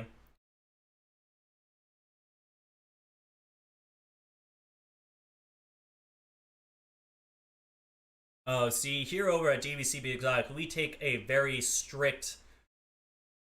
I don't know what... Again, politics are not my thing. I don't think the government should have anything to do with the reptile community. I think it should be all consumer-based. If you see a breeder, like, research, like, it's so easy. Research your breeder. There's so much information out there. Get to know them. If you see an animal and you're like, oh, it's $100 less, but this guy does really shitty stuff to his animals, don't buy the animal. The guy won't make money and he'll eventually get rid of and get out of the hobby. It's so easy to do. But the problem is the general consumer base is so like hell-bent on like buy. I don't even care. Like, oh, snake, buy. Oh, I got scammed out of $800. What happened? It's the fact that you didn't take 5 minutes to see, hey, is this guy legit? Are his animals well taken care of? Does he have a solid reputation in the hobby? Things like that. It's so simple. If you're seeing, let's say, a granite tokay gecko for $100, it's not real. It's not gonna happen. Like, I get probably scam messages once a month, maybe twice a month, and you can always sniff it out because it's like this beautiful, like, probably $1,200 valued super Dalmatian gecko, and they're like, I want $250. Actually, what was it? It was like 3 weeks ago or something. Bro, what the fuck? Someone just sent me like hella videos, and I don't know why. I think it's about a red-eyed croc skink.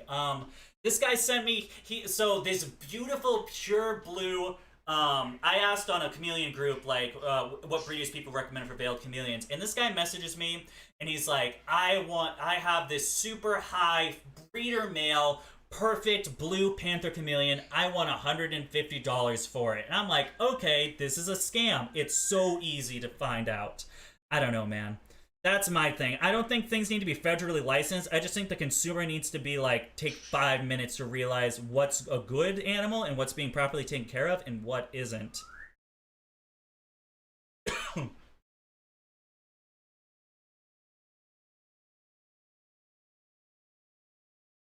Oh yeah, Yoshi, I know you were talking about you found a invert guy over in Canada. That's pretty cool.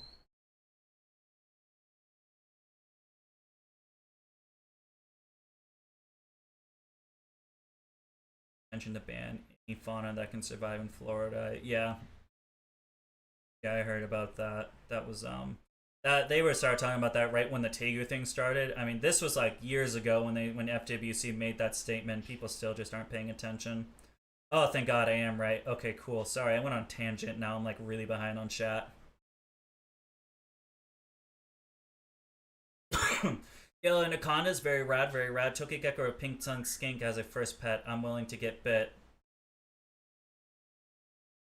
I don't know, that's a tough one. They're so different. I guess it depends on really like what you're looking out of the animal. Like pink tongues are gonna be a little bit more of a it's gonna be a little bit more of an easier interactive species. They're a little bit skittish. At least when I owned a couple of pink tongues like way back in the day when I was like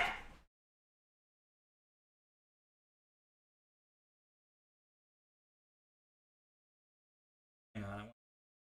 Sorry.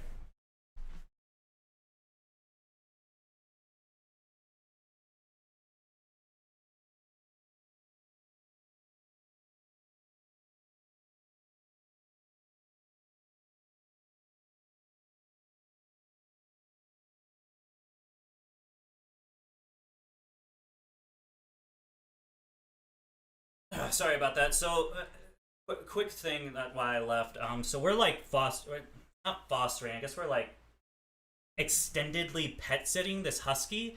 The husky is Renee's cousin's husky. She's living with people that no longer wanted the husky there because it's just a.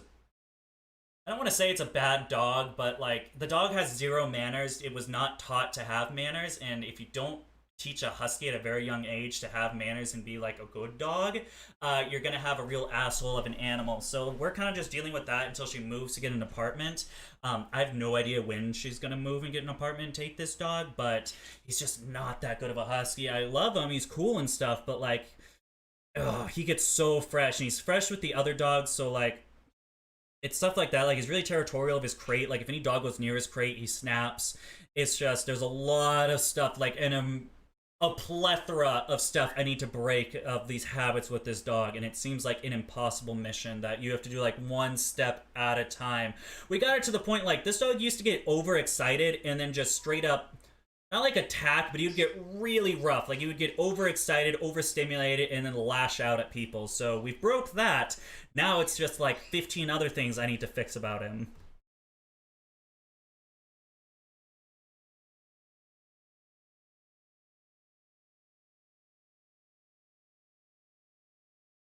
Oh, that's interesting. I didn't know about that. There's a bunch of species that have neurological issues.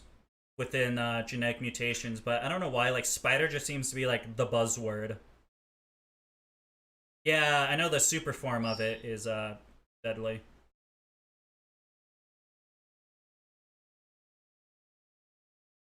Zebra being lethal also been known since almost the beginning. The lines are too inbred at the moment, most likely.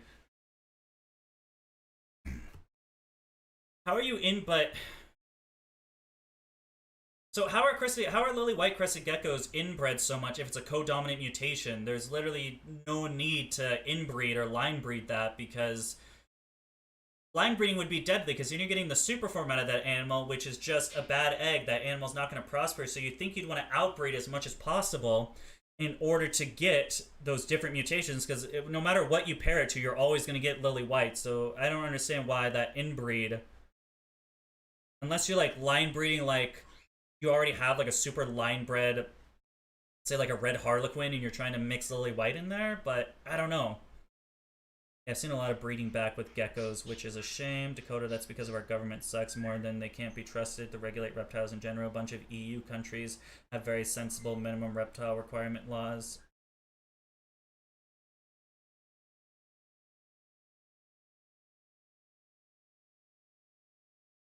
Frank Payne's a good guy. I listened to a couple podcasts with him living on. I think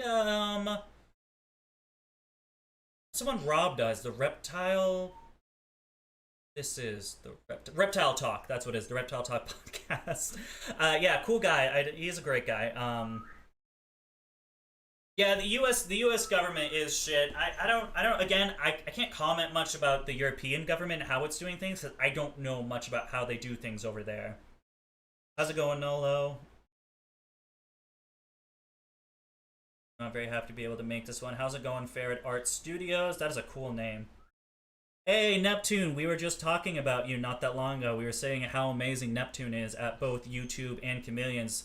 We were talking about the Chameleons we were doing. Oh, I don't know if I told you, Neptune, where I actually, again, I said it a little bit early. I don't know if new people are in here or not. Neptune the Chameleon recommended Fram's Cams for me to go to, and I actually I'm going to go to Fram's Cam's facility and make a video with him, so I'm really excited about that. Thank you so much, Neptune, for suggesting them. And we have a really cool translucent pied veiled coming in about a month now.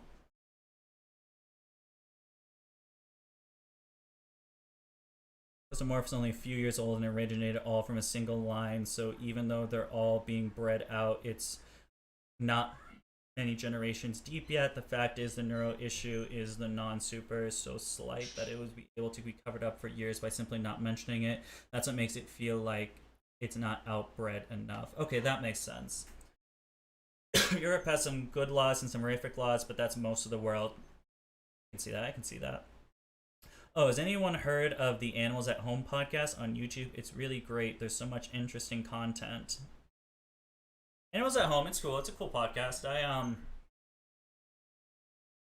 It's always difficult being on so Animals at Home, at least from my what I can gather about them, like my personal opinion on how they state stuff, they're kind of against breeding reptiles. I don't know if that's just like the vibe I get by Reptiles at Home. They're really against rack systems. Obviously, some of these stuff with the neurological ticks are super against. So it's a little funny listening to a podcast where the guy's he's wow, if he went over to my place, my facility, and he saw I'm keeping ball pythons and rack systems, I'm keeping spider ball pythons, he would not like me. I'm one of the guys that he talks shit about. So it's a little difficult. I think he does have some good information in there. I used to listen to a lot of his podcasts when I first started listening to a Reptiles podcast.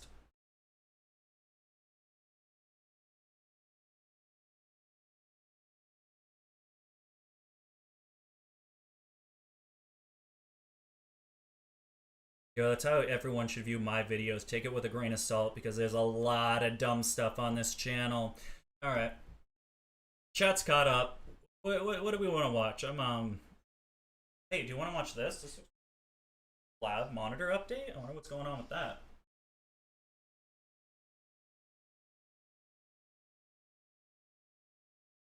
What's the monitor update?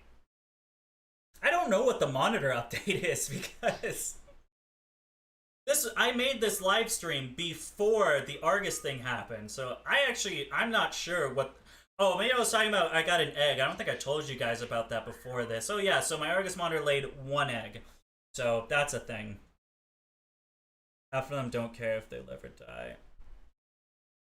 The problem with asking for legislation is that people making the laws don't know enough about reptiles. So, general government legislation, especially what's happening up north right now, is number one, the government doesn't give a shit about animals. That's obvious. No one knows reptiles. It's an easy scapegoat because not a lot of people like reptiles, so it's easy just to pass these laws. But what's happening is when you aren't in a government body, in order to feel like you're important in doing something, you can't just do nothing while you're in there. You need to pass laws. So you need to constantly be making new laws, refining laws, blah, blah, blah. Now, for states that have been made in this country not that long ago, it's a little bit easier. However, if you are in pure New England, which is where the United States was first founded, there are a lot of laws here. You constantly have to make new laws, and you have been a state for the longest. So that's when we start getting all these BS laws like retics and anacondas can't live in Maine. For like no reason. It makes zero sense, but that's just kind of how it is.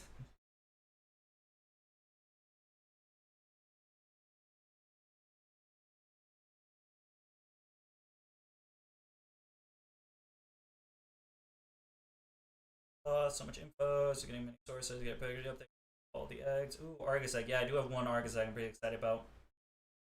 It's only an issue if you can't trust the government to consult professionals, which we can't, but yeah, they shouldn't need to know, but they should know to find out from real people. Yeah, hiring a cryptozoologist really puts a bad taste when I talk about trusting my government with my reptile laws. Has laws there. They literally tried to pass a law here recently to make it illegal to use basically any delivering service to send animals. Wait, where are you, Lacart? Are you in the States? Or are you in I know in Europe they're really cracking down. Like it's a lot harder to ship animals around in Europe if you're like an actual seller. It's like a lot more of a pain in the ass than it is over here in the States.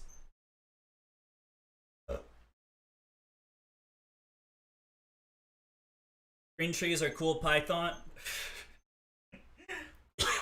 Green trees are cool monitors, man. I really enjoy green tree Python. Or God, monitors. I enjoy green tree monitors. They're a cool species. They're a little bit more shy and reclusive, but I really like I like the intelligence. I like the hunting mechanic. And in that enrichment, you can do like those little dog toys with like putting like mealworms in there. And I like that they use their hands. That's pretty cool.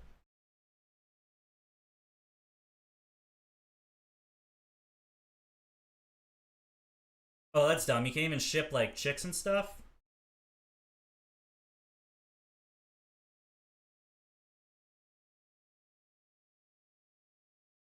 Oh, yeah. I remember that. Yeah. That didn't pass, did it? I thought it didn't go through. Yeah, no, it didn't. I remember that now. Yeah, that was a huge New York thing that they were talking about. Why not ants? That's such a weird thing. Like, yeah, you can ship ants. Everything else, no. But ants are okay. Since the UK left the EU, we can go over the borders with animals without paperwork, so you can't go to reptile expos like ham, etc. and impulse buy because you can't bring it back. Everything needs. That is a huge pain in the ass. To get committee and get it ignored forever needs to be pre-bots and the work to be done weekly. Jesus Christ. What do you think about blackout tattoos? I like blackout tattoos. So, how do I go to like my fiber feed? You guys want to watch? I got a bunch of.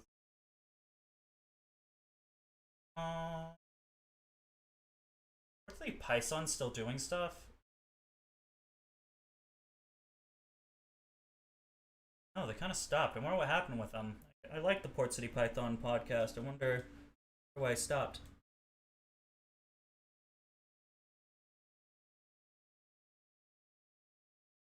I don't want to watch.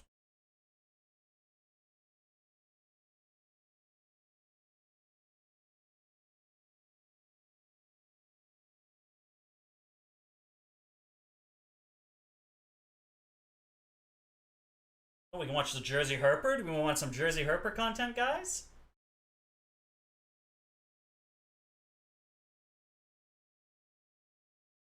Half of these. I don't remember. Oh my god, Eric Chambers, my guy. Oh, hang on. I'm getting a call.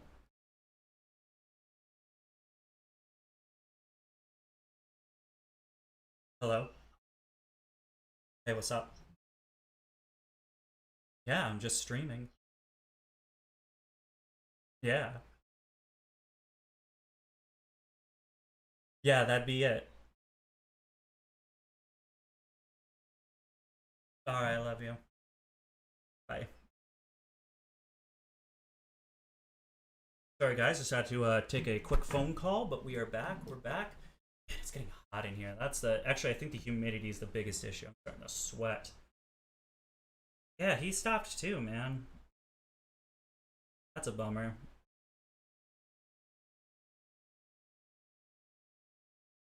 Oh, I miss Eric and Brian Barczyk's videos. That was good.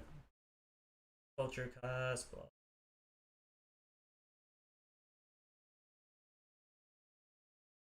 Yeah, I don't know. What's Kemp Kennan doing? That's always solid. See if I can actually find him in this. Oh, here we go.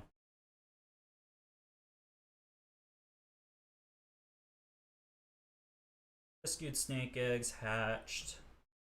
Buttercup, how many chickens? Okay, let's watch some monitor stuff.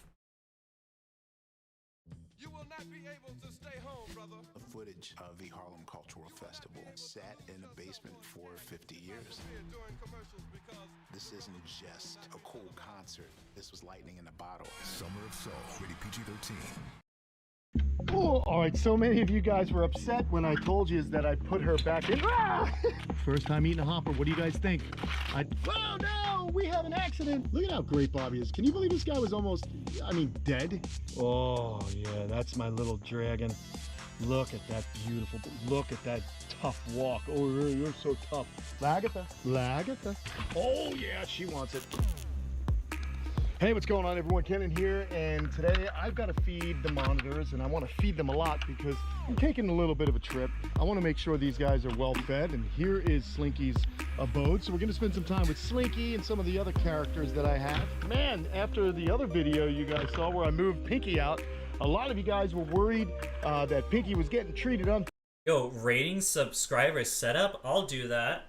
Go to my Discord if anyone wants to have their enclosure rated by DBCB Exotics. Go to my Discord channel, which will be the link in any video except this one, and go check it out. I'll post some pictures up there and I'll save them, and then we'll do a little subscriber rating thing. That'd be kind of interesting. Fairly. No, not at all. We're gonna have her a big cage. If I can grab these, we're gonna have her a big cage. Look at this. She's, what, you don't want chicken? Come on, bud.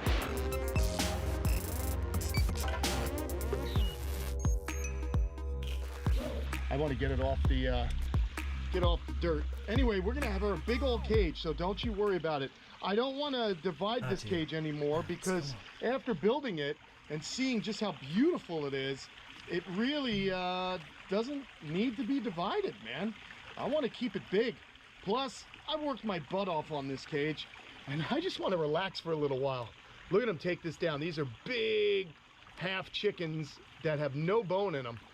Look at that, right down. And like I said, we're gonna give him a really good feed today because we want him, hey, oh, Slink, he does not like when I go behind him. Let's get this big old piece right here. Oh yeah, come on, step up on it, come on. There you go, get on your little, come on, get on the bench, buddy. There it is. Oh God, he's so big, man. We're gonna make him real happy with this food, that's for sure. And you can see where he was hanging out in the water, of course, really having a good time in this environment. So very excited about the fact that he's got this.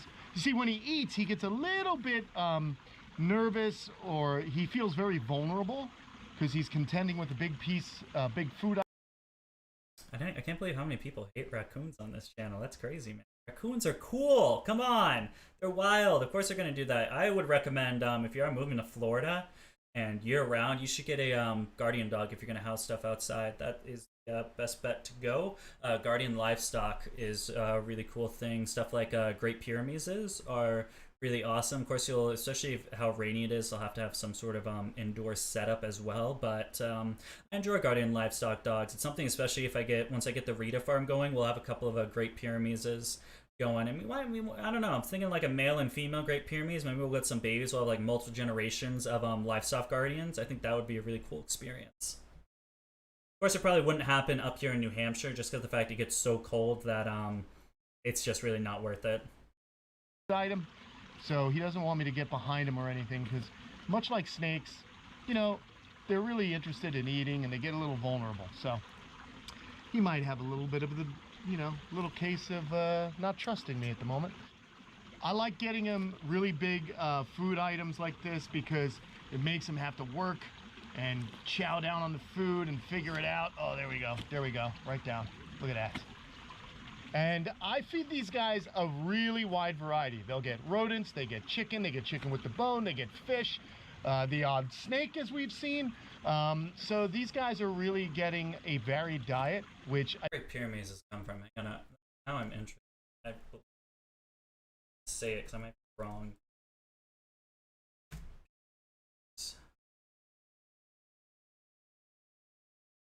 Oh, France. What's the weather like in France? I'm unsure.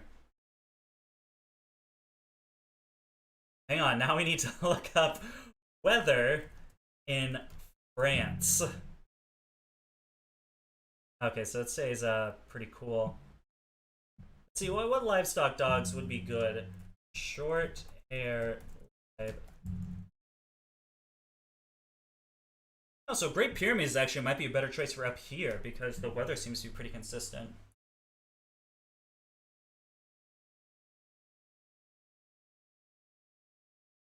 Border collies would be a good as well.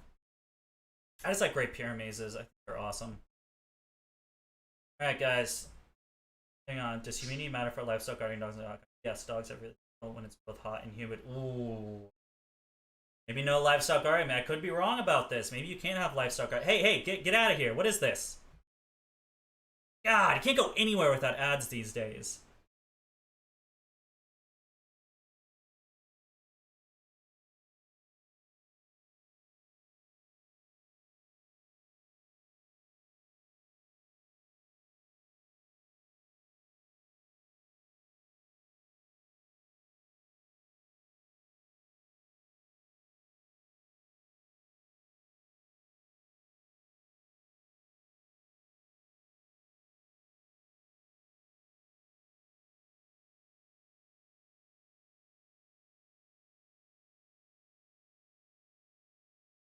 I've never heard of like some of these. Maybe livestock guardian dog is not the best in Florida.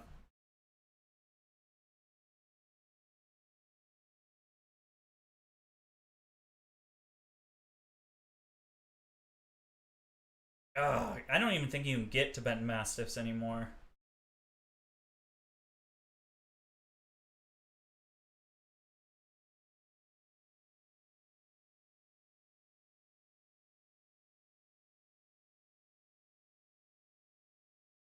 Oh, look at that good boy. He's taking care of them sheeps.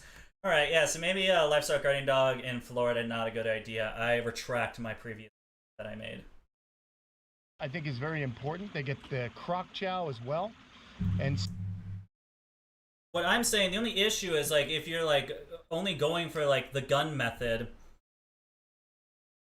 raccoons are like completely nocturnal animals, so like unless you're awake 24/7, you're gonna miss it. I mean, raccoons are mischievous little fucks, dude. I don't know. That's the only reason why I was recommending livestock guardian dog is the fact that they're gonna be up and they're gonna be able to patrol while you're sleeping. So that really helps with their overall well-being, having a really nice rounded out diet. So very important to vary these guys' diets so that I started this video because I wanted to stop talking and my throat hurts, but here I am just wanting to answer comments. Yeah, I think a summer home for an Argus would be fine in the summertime. I it's something I've wanted to do, but I just like even up here in New England, you can't really do it. Like right now, it is like 70 degrees outside and it is pouring rain.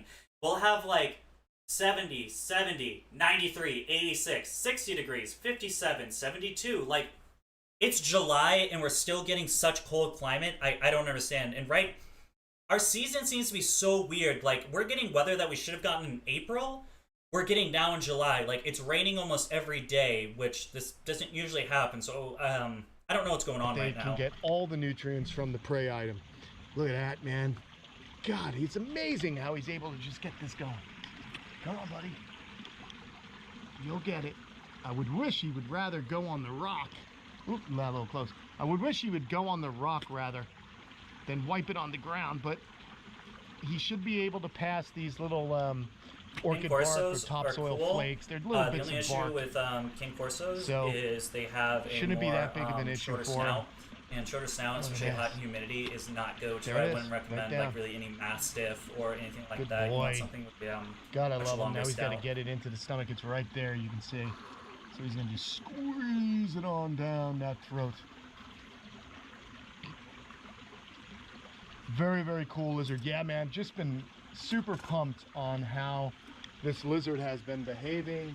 He's very interested, or interesting rather, living in this large enclosure. Look at him, he's ready for another one. You ready for another one? I'm gonna give you one. I'm gonna do it. Yo, same Quinn. I'm up at like all hours of the night and it drives me insane. I used to really enjoy bedtime. There I it used is. to like lay in bed and chill, but good boy.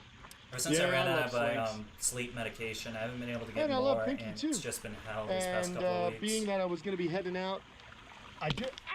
Ow-wee! Man, that hurts. Like I said, doesn't like for me to be behind him, especially when he's got a mouthful. Why'd you do that? Yeah, at least you don't bite the hand that feeds you, but you certainly will whip the hiney of the dude that feeds you. Don't know if I like that. I guess it is better than getting chowed down by him. Quinn, what was He's that? just looking Hurricane so good and Ellie, robust, something huh? like Don't you that? think? Yeah, we're seeing the effects of it Just right now over in New incredible England. Animal. Yeah, buddy. That's my man. I ain't got nothing else. See, it was once thought that they go into a feeding frenzy and keep on attacking you, or would attack Yoshi, hands. I know Adam doesn't care about my houses hand. some of his reptiles Really just knows the outside. difference I'm not between me and 100% food. sure how he Although does he it, did but I Slinky remember like a year ago he Oh my made some God, sort of I love video. Kisses, man. Slinky kisses. The best God. guy. Well, Can't wait to don't get out tell of this Kate, house that's just not because exactly there's true. so All many right, so fucking here we just go. douchey hicks Let's that get have him like yet they another cut the piece. muffler Like I off said, of their I'm really gonna 1997 overdo it Dodge Ram and Really just gonna overdo it. I blast wanna try through and get this this like over here. There street you go, right bud. next to my There you house go, that leads bud. into an apartment And he keeps complex. bringing it on the dirt. So I think that's like almost 2 chickens pretty much this guy's eating. Good grief, man. See how he manipulates it? He gets it into a good position at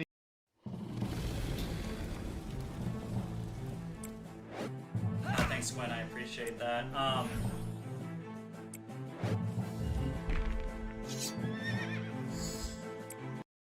he can swallow it. Starts with the small end.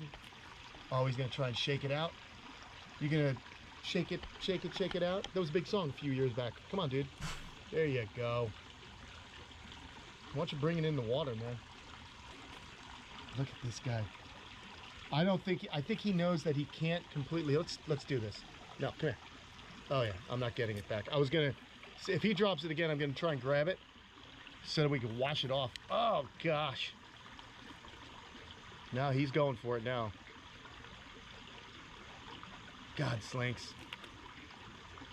Similar to a crocodile, they'll shake and hopefully their teeth Adblock is perforate the meat, lame, and dude. they're able to Like, break off this guy parts of took it. the time to make this They'll use video. their I'll watch claws. his ads. I mean, it's a 30 They'll minute pretty much do 30 anything they minute video, can man, to make sure really? it goes down. That's insane. I love 50,000 views, so I don't know. Maybe I'm doing something wrong. So awesome though to see him no, eat such big he's meals got like a million this. subscribers. Good for Camp Cannon, man. He's got an amazing facility. His SEO score 100. Wow. How many chickens can Slinky? There we go, bud. There we go. It's That's working some, now. like, See how good we just search gosh, he optimize. just- gets it done, man. You? Oh, Dodo. Holy smokes, that's great. I think that's going to be enough for you. What do you think, Slink? You should be full after this, man. Use both. And of course, they can like still the base breathe. version of Tube Buddy, and then Because I started if you look actually at the going front into of his I'm bottom so jaw, sorry. I'm like getting away his from the trachea video. comes out in a tube. So he's got that tube right at the front, so he's still able to breathe, no worries. And there you have it. Slink did it. Good boy. All right, buddy, I think that's going to do you for a while. I won't be gone long, man. This should keep him nice and happy. I mean, if Plus, Ken he is Kennan gonna would be get fed down for a while I'm gone. collab, I would love to go down to Florida and gorgeous talk to all the animal. people. Kennan, Chandler, Tyler, things like that. I think that'd be Sure, really everybody. rad. I just don't know if So awesome. All right, they'd let's be go down give for that. some food to Lagatha. See if she's in the mood for some chicken. See you, Slinks. I'll be right back, guys. I think he'd eat more if I could, or if he would expect more anyway. He is a character. All right. Now, Laggy Lou probably won't. I'll just give her one, and we're gonna find one of appropriate size. So just give me a second while I do that.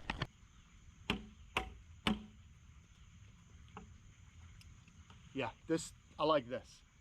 This one's good because it's slender and it should go down easy if she's in the mood.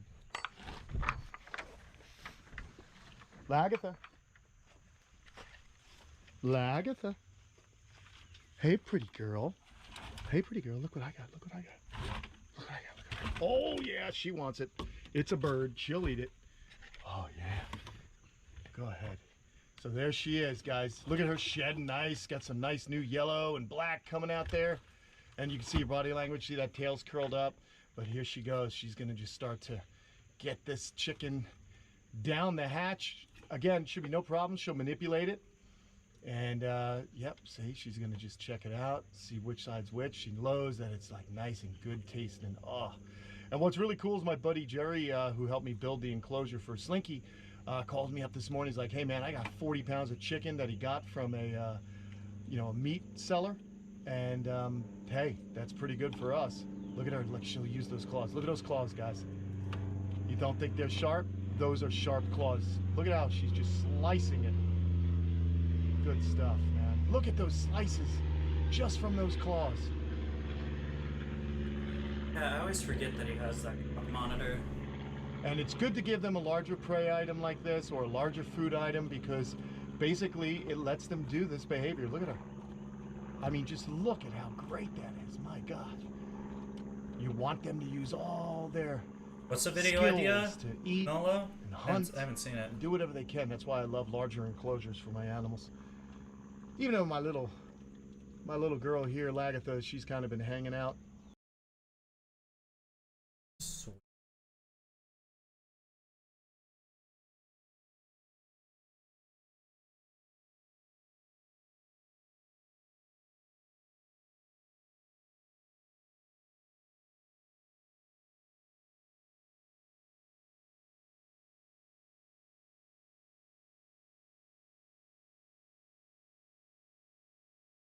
Alright, what do we got here?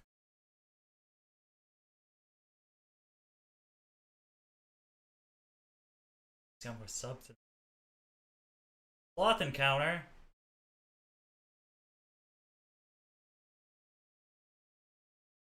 Hey, Yoshi coming in on $5. Where are we at now? So let's do a little bit of a.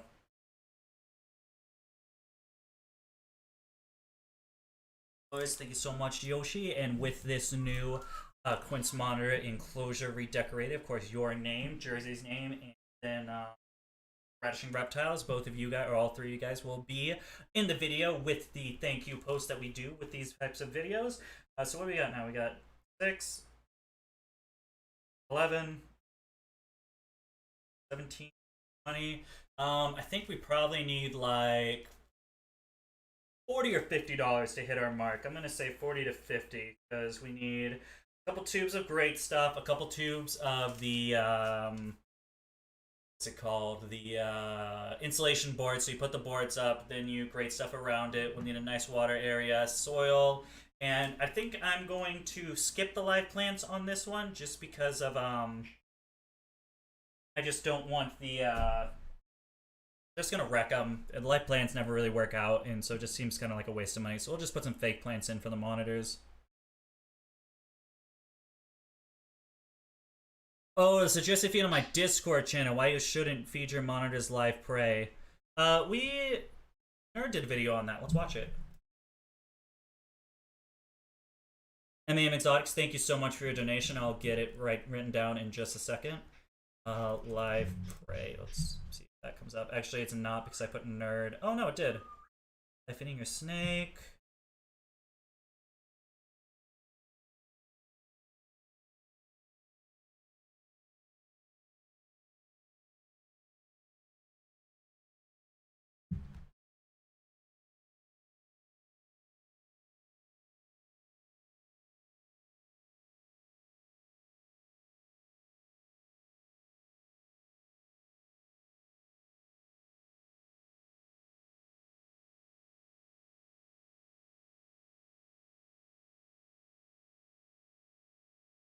I think they went over it in this video.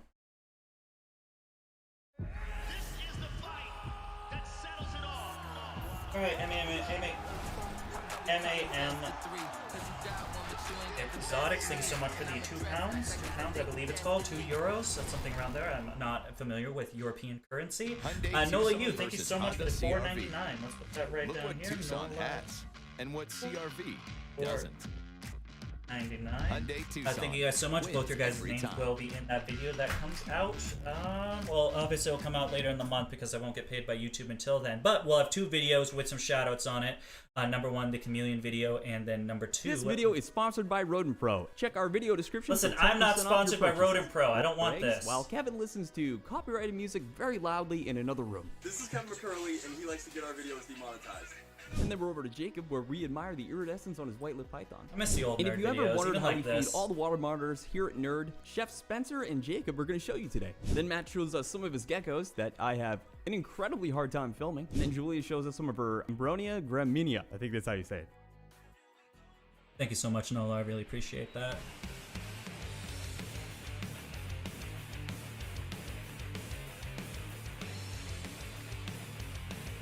Listen, no one, real quick, no one needs to feel pressured to donate. I mean, obviously, I really appreciate when people do it, but it's not a necessity. Like, I don't want to, like it's like Quinn, like, I don't want you to feel like it's an obligation and you feel like you aren't doing your part, nothing like that. Like, I enjoy hanging out with you guys. That's why I do the stream. Now, again, it definitely helps me out in keeping on stream for longer, just because of the fact that if I'm not doing this stream, I'm usually making videos, editing videos, working on my projects, things like that. So it makes like a business sense for me to keep doing it if I'm getting monetary value, and I think this is a fun way to do it, where if you guys do feel like you want to donate to me, you'll know your money's going into like creating a cool enclosure for the Quince monitors, things like that. Like, you guys get to see what your money's going to, but it's definitely not an obligation where you guys like have to donate. It's just I don't know where I'm going with this train of thought. I don't want people to feel bad that they're not donating money. I don't want it to come off that way. I just have this idea set up because I think it would be cool for the people that do want to donate money. They know exactly where their money's going for. I guess I'm just going to repeat myself a couple of times until it makes sense.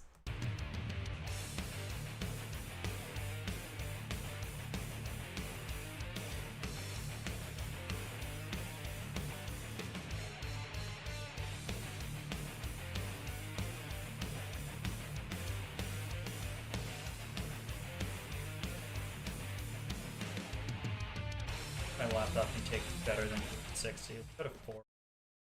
It's that time of month where we gotta make some new monitor food. Okay, so what are we putting in this thing today before we turn it on? Before we do this, we go through Kevin's big walk-in freezer and find whatever we can. We got some frozen thawed chicken Oh, that's a video I'll here, make then. I'll probably do that sometime next week. I'll make a video about not feeding monitors live if that's the I don't know what case. kind of fish it is, but... So when we grind it up, I'm guessing that really just diversifies their diets, right? Yep, that's right. Just mix it all together, give them a little bit of everything. They're a nice healthy wizard.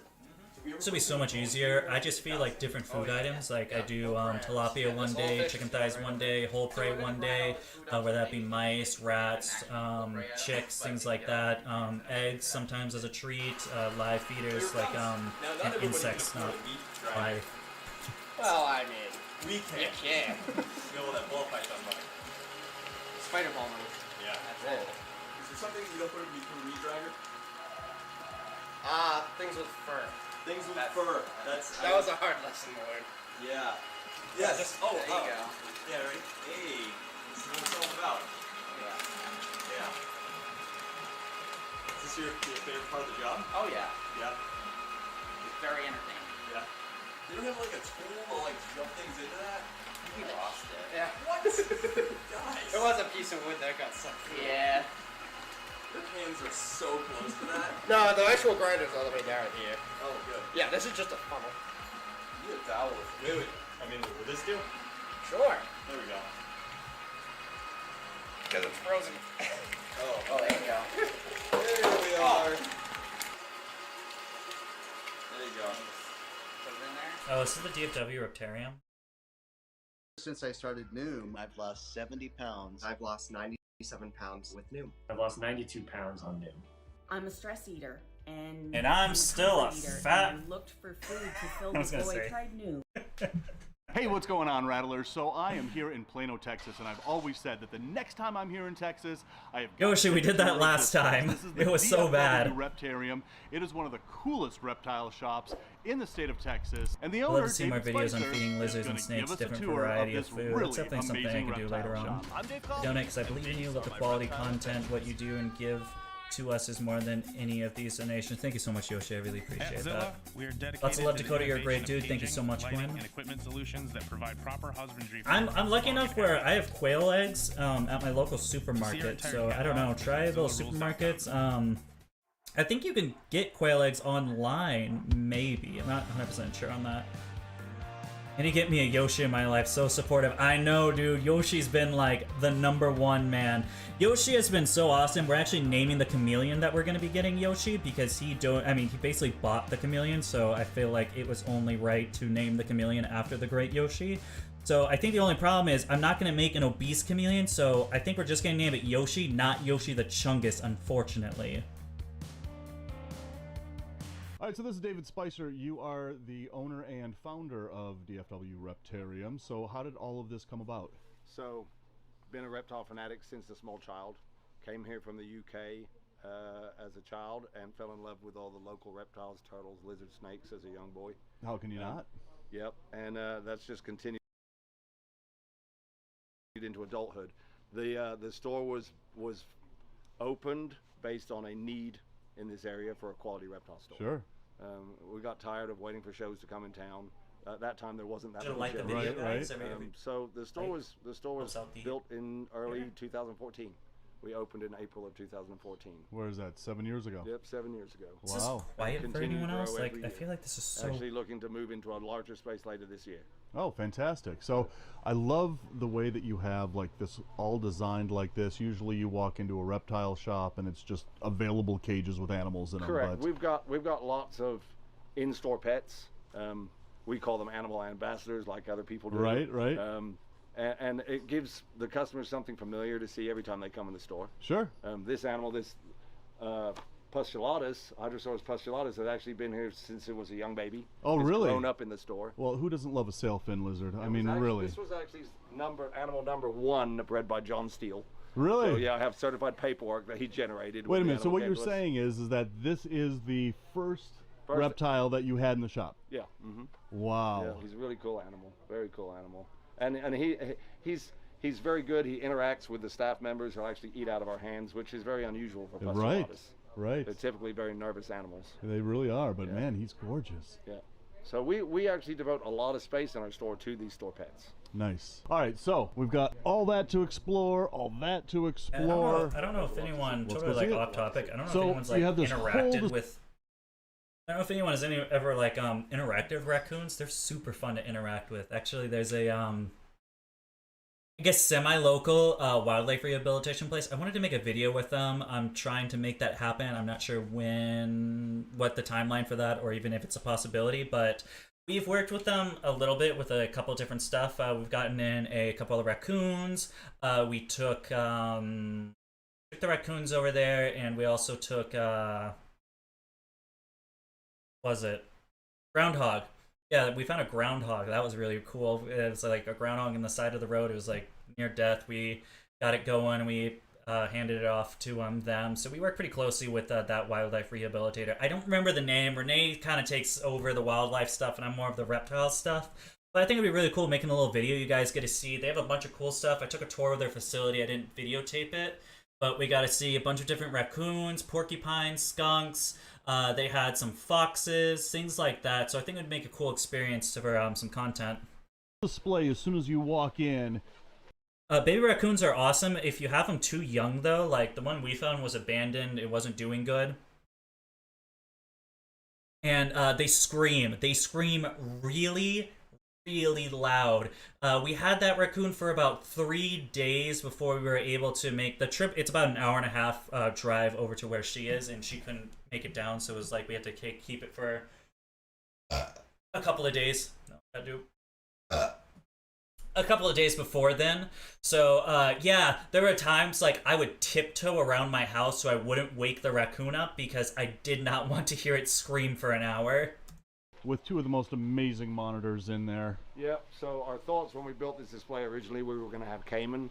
The city of Plano disagreed with us about those thoughts. Ah, wow. So we brought crocodile monitors in. They have an ordinance that says you can't have a small Cayman in your store, but you can't have a crocodile But you can't monitor. have, well, Yeah, you know. so kind of interesting. So yeah, these guys have been with us since they were very young. They've grown up here in the store also.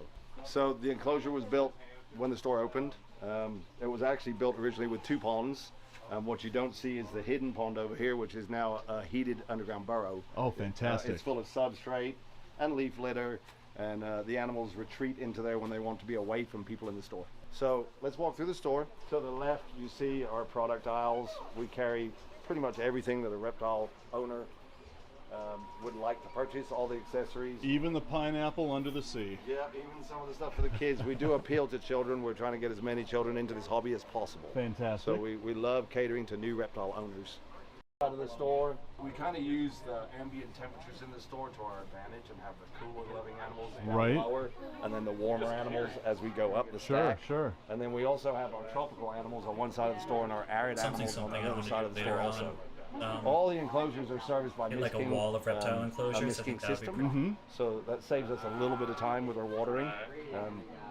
And that comes from a main RODI system in the back of the store. Wow, fantastic. Yeah, so it works pretty well. So I see that you have like this little center area here, and it's cool because it's like right off the ground. It's like at kid level, so kids can come up and see what's in here. Shit, dude, I'm out of stories. I don't know what else to talk about. Yep, and I this see stream him might right in the end middle soon. there. I don't know what else there is to pretty amazing keep me feeding going. responses on large prey items. That's So right. it's always pretty fun. He's always a hit when we do birthday parties. Oh, we I do bet. We do a lot of educational birthday parties in the store. So you got a I might go back to my default. If anyone has any pet tubers you want to get some commentary on, shoot me some pet tubers in the chat, and I'll look them up. So a frog fanatic we can direct a frog fanatic. Yeah, Bethany. Bethany is the rehabilitator that we are talking about. Renee's actually trying to We sell a lot of the problem is we're gonna move to New frogs. Hampshire Dog here frogs pretty become very soon. popular in So this I don't know, cause she's I don't know if like increased knowledge. I don't know, maybe if you have like so she's in Maine, so if she got her rehabilitator license through Bethany, it would be a Maine rehabilitation license. So I don't know if it's just easier that if you already have the license, you just get it switched over from New Hampshire to Maine. I don't know too much what the logistics are about that. And we really enjoy getting new frog customers into the business, and they really embrace the bioactive. Nullo, I'm guessing 20-gallon long. We've tried to promote living art in our enclosures. That appeals to the ladies in the industry. Right. They love something that looks nice and attractive in their home. Gone are the days that a reptile is viewed as an animal in a dirty 10-gallon tank in the corner of a bedroom. And good riddance to that. Gone are those days. Yep. Good riddance, I hear that. This is typically where we house our young colubrids. Colubrids have become so popular. Right. It's actually getting hard for us to keep up. The supply and demand is getting hard to keep up with. So we have. I was close. I was close. I was gonna say 40, but I felt like that was too generous. So, dang. Approximately 250 enclosures in the store. It's finished with its breakfast. Now he wants attention. 250 enclosures in the store that house animals for sale. Yeah. Wow. Maybe Renee might be home. She might be here from her lunch break. Yeah, and all cleaned and maintained. So it's a. I'm actually gonna go say hi to her. I'll be right back in a couple.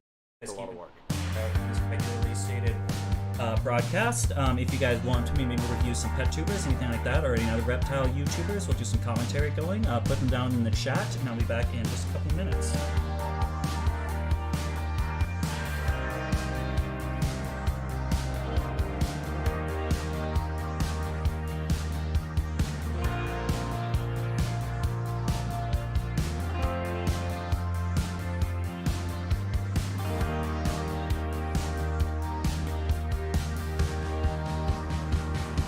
Moving on, there's so much to see in this place. I see you got a big bluey over there. Yep, so we do have a few larger enclosures for larger animals. Typically we sell a lot of baby and juvenile animals, but there are some customers that want to start off with a larger animal. Right.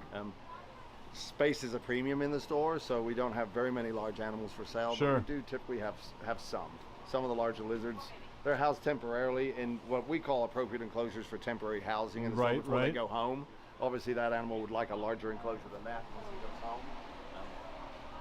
But for these purposes, they do very well. And what is your turnaround? I mean, you get an animal in, An animal like this will stay in the store for probably a week or two. Week or two, right, right. And then it'll go home. Right. If it's here much longer than that, we'll actually we'll give him a break and house him off the floor in a bigger cage and back. So as we work our way around the store, we're working our way back now into what we call our showroom area. This is where we do our educational birthday parties. There's actually a very large pair of Argus monitors over here. Oh, nice. These are two more of our store pets. There's actually a breeding pair in here. There's a female that's about a quarter of her size. Oh, really? So this is the room where you generally do birthday parties? Correct. And yeah, we actually divide off this room here typically, and that way the children have this space dedicated to themselves. Oh, that's fantastic. There's a bathroom back here in the corner. Yeah, necessary. Yeah. And we do some great parties back in here. You know what? I'm not a kid, and I want to have my birthday party here. Until recently, we were operating a monthly program called the Young Harpers Club, which was open to 25 children, one weekend out of every month. Wow! It was 2 hours on a Saturday evening, and we would plan that one event every monthly to have a certain subject matter, and then just teach the children. We do local herps and local fauna. We did all kinds of different things. Fantastic. They went really well. We're going to implement those again soon. For sure. For sure. And look at this. I mean, right down to the bells phase. Yeah. There's a pair of bells phase in here. You just gotta love the bells. Also have grown up in the store as babies, so are not as timid as most monitors would be and don't spend most of their time hiding. They're used to the customer flow through the store. In fact, a lot of times they'll do exactly what they're doing now, which is beg at the door for food. Yeah. Spent yesterday. We have to be careful not to overfeed these animals in captivity. They can become quite obese. Absolutely they can, yeah. And their endearing personalities just lend you want to just feed them all the time and interact with them all the time, but that's typically not a good thing for the animal. Right. So now, these are just for display for the... These are the animals that we have, over the years, we've learned that they're very placid, they're very nice, very pleasant-natured animals, so they do very well with all the children. Sure. All of these animals have never reacted ever if they're poked in the eye or grabbed or a child yells, so we've selectively put these in the back of the store for educational purposes, including the big Australian frilled lizard, who's also been in the store for 7 years. Look at that. He actually came to us as a rescue. See, that is the sign of a really good reptile shop, that you have, you know, lizards and snakes here that have been here for this long and are thriving and are healthy. Yep. It's funny, we actually redid this area recently, probably within the past year, and moved the frilled lizard from his cage he had been in for 6 years into this new cage. And we thought one of two things is going to happen. He's either going to be very unhappy about it, or he's going to be very happy about it. He's sulked for about a month, but now he's really come around and he really likes the new cage. Right. Yeah. Sometimes animals do get bored with cages. Changing it up every once in a while is a good thing for an animal. So you got just a beautiful normal ball python over here. And a lot of these animals back here are animals that were surrendered by customers that really weren't fit for us to resell to somebody. Sure. You know, they're kind of like, not I wouldn't say the Isle of Misfits, but cast-offs from people that have what's happening in the industry is the longevity of these animals are increasing, and people don't realize that they're signing themselves up for a 20-year commitment when they buy a blue-tongue skink. Right, you know? absolutely, because they're probably buying them from a shop that's, not either really educating them right, correctly. or here, buy this before it dies, Correct. please, or even our dart frogs. I mean, a well-maintained, healthy dart frog, 25 years in captivity. Right. That's a long-lived animal. Right. It is a long-lived animal, which I think is fantastic. I do think too. it's fantastic that we've learned enough to keep these animals alive. So back here where there's no lighting. For now, is an area where we build custom cages for customers to Gotcha. order. Wow, so you even build custom cages here? Absolutely, yeah. Especially around Christmas time and the holiday time. Right. They get stacked up. There's only, we really can't actually supply everybody who wants a custom cage. It takes a lot of time to build a custom cage. Well, of course. We do the best that we can. Wow, that's fantastic. Here's another one of our living animals. This is an adult red-tailed boa, 15-year-old female called Emma. Emma. We keep her as a representation of how large the species can get. There you go. They're very popular snakes. We sell a lot of red-tailed boas, typically sold as an 18-inch long baby. And they don't, people that buy those don't realize that this is actually what they're buying. You can tell people that snake may attain 10 feet in length as an adult, but until you actually see what that animal looks like at 10 feet long, it's hard to really visualize that. And when she came to us, she was actually about twice that girth, and she was on a diet for about 1.5 years when she came to us. So she's dropped some weight now and is much more comfortable and much more mobile and is much more active. Sure.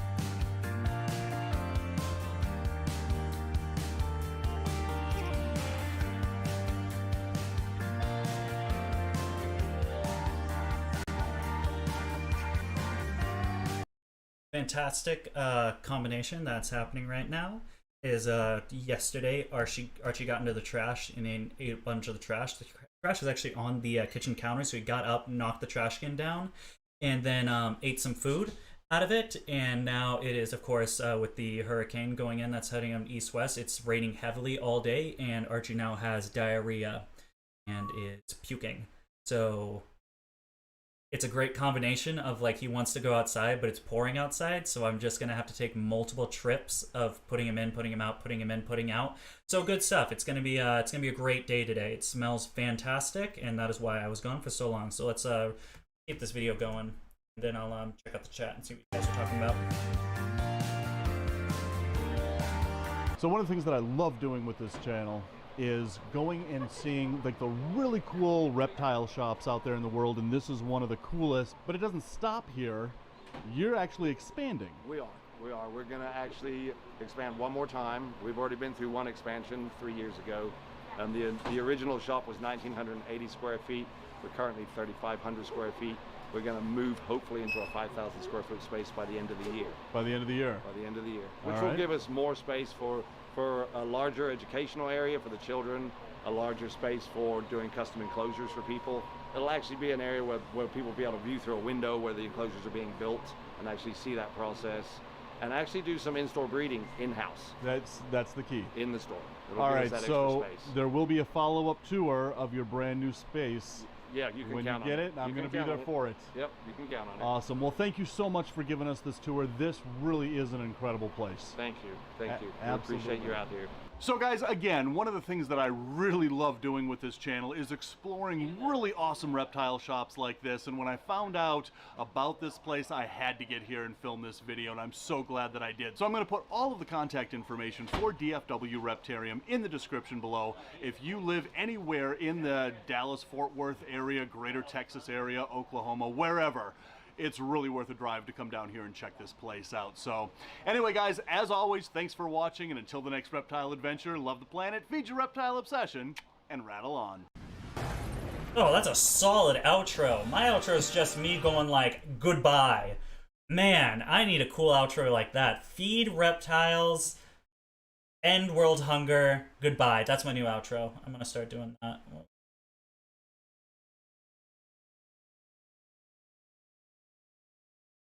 Ben got rid of his tortoise. Tyler has problems with his macaw. Let's talk.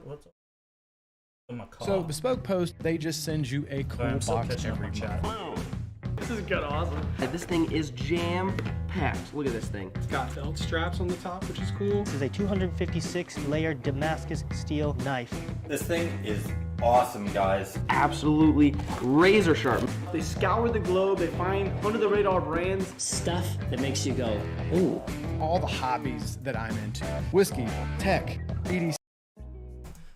Yeah, if you're over around Texas, the DFW Reptarium and the Serpentarium are two pretty cool reptile shops down there in that Dallas-Fort Worth area. Don't bite me through the cage, please. Please don't do that. Crazy bird. For a guy that's named Tattoos, I don't see a lot of tattoo So, videos. How many tattoos a lot do of you I need guys to make have been asking DVCV tattoos about instead of DVCV the crazy exotics? chicken lately. She's still here. She's still doing good. I mean, she's obviously not picking her feathers or anything anymore. She's, for the most part, happy. She still gets plenty of toys and plenty of food and love. But it's been really hard to handle her lately. I don't know what is going on. I mean, I do know what is going on. She's sexually mature now. Obviously, I'm not putting out because I'm your dad. Sicko, but she has gotten very sexually attached to me when she was a baby. What are you gonna be nice to me? Dante does the same thing to Renee right now. He's like sexually attracted to her during breeding season, and so he'll like whenever like I'll put him like on the end so like the brim of the couch goes on, and what he'll do is he'll guard her, and so like if I go near her he'll like charge me. And he constantly tries to like preen her hair and like he just like whacks his beak off of her head and like ruffles her hair. It's funny, but it also gets a little intense sometimes. Macaws are no joke. Like they can go from like being like playful and funny to like boom, now you have like a giant scar on you. But yeah, my macaw's doing the same thing. Wow, you're actually not trying to like annihilate me through the cage today. So I've just been having an issue with her lately because I'm so busy lately with work and my shop and doing a million other things that it's been very difficult to spend time and interact with her as much as I really should be. A lot of things have changed over the last few years when I got her. When I first got her originally, I thought that I was gonna have a bigger property in time and I was gonna build a big outdoor aviary for her, and I still plan on doing that. But obviously that all got pushed back a little bit. Everything's been crazy this year, obviously with COVID and just making money and all that, you know. What are you doing, baby? But she's still amazing. She's still a beautiful bird. But I just don't really know what to do. So today, I'm leaving town in a couple days. I'm doing a tattoo convention in Tampa. So when I leave town,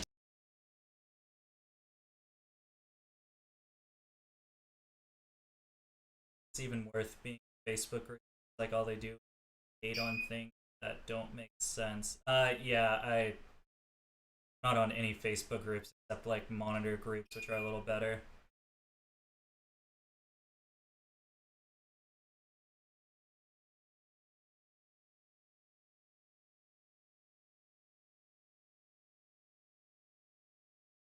Adventure with our Tegu.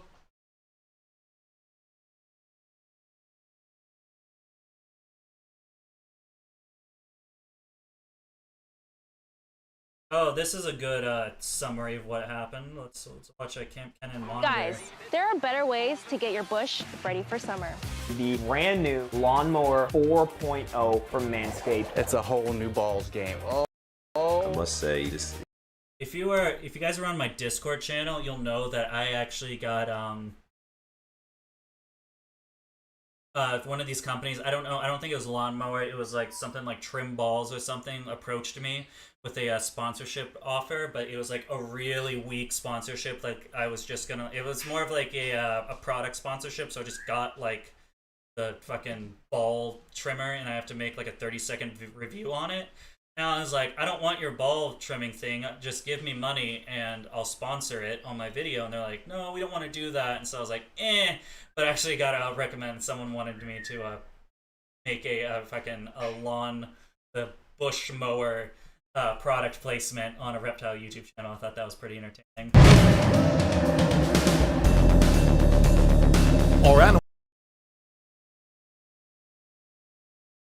Actually, I haven't not thinking. This is definitely what I want to move first, and obviously I need YouTube to kick me some more money, like a lot more money if I was going to make this happen. But I do want to get another macaw, because Dante is obviously Renee's bird. He's grown attached to her. Macaw is usually just birds in general, unless you have like a family like a cockatiel, conure, things like that. But all of these larger birds form intense relationships with just one person. African gray, my Annabelle, she's mine. Dante's is Renee's.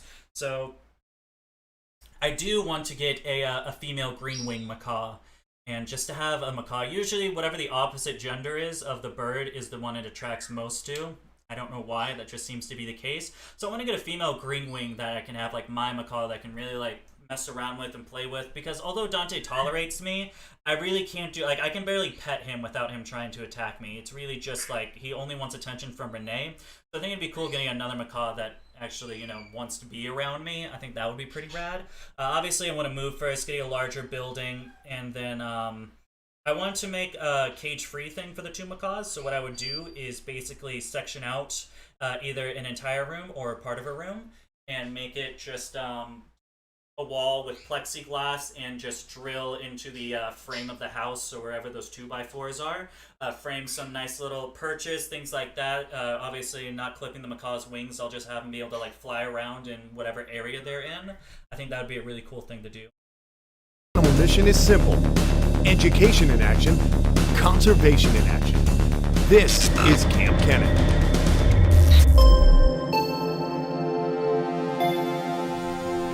All right, so we pick back up, guys. Slinky has gone into the water. Still no movement out of her, but Slinky is starting to do the head bobbing. So I want to see him come back out of the water and how he reacts to it. She's just laying there, very receptive. If he figures out what he wants to do, I don't think she's going to give him much of a problem. I think if there were going to be any kind of aggression, we would have seen it within the first 5 minutes. We've been in here for about, seems like a half an hour in real time. But let's see how he reacts on this next pass. And pay attention to his head. If he starts to do these jerky movements with a great way to have this set up for interaction. You never want to have, when you're trying to pair monitors, you never want them on the same level. So for instance, if you put a male in a female's enclosure or a female in the male's enclosure, you don't want them to be level grounded, because that just invokes a defensive and territory response. So you're going to have them pretty much automatically fight. You always want to have the playing field at something else. So how he has it, where the female is bottom and the male's in a elevated area, which is also in a water basin, so that animal's going to come out and then investigate the animal rather than feeling that his territory is being imposed on. his head. That's how you know that we're going to start to see the beginning of the courtship ritual in the monitor. Maybe he's just cleaning up, taking a little bath before he gets in there. Well, he just wants to look presentable. He was looking a little dusty, but here we go.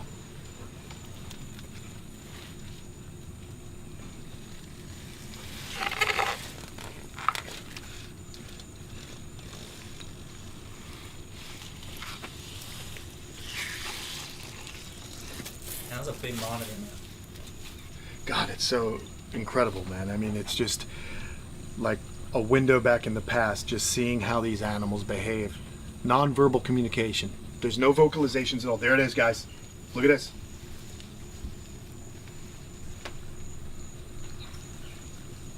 Already that female, like, not doing stress right. That's what I was hoping he would show you.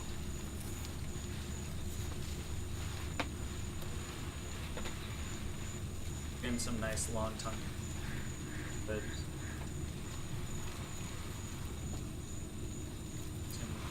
this is incredible stuff, guys. Look at this. He's really getting more and more interested. He's trying to get her to move, I think. And there are those head movements. like raking.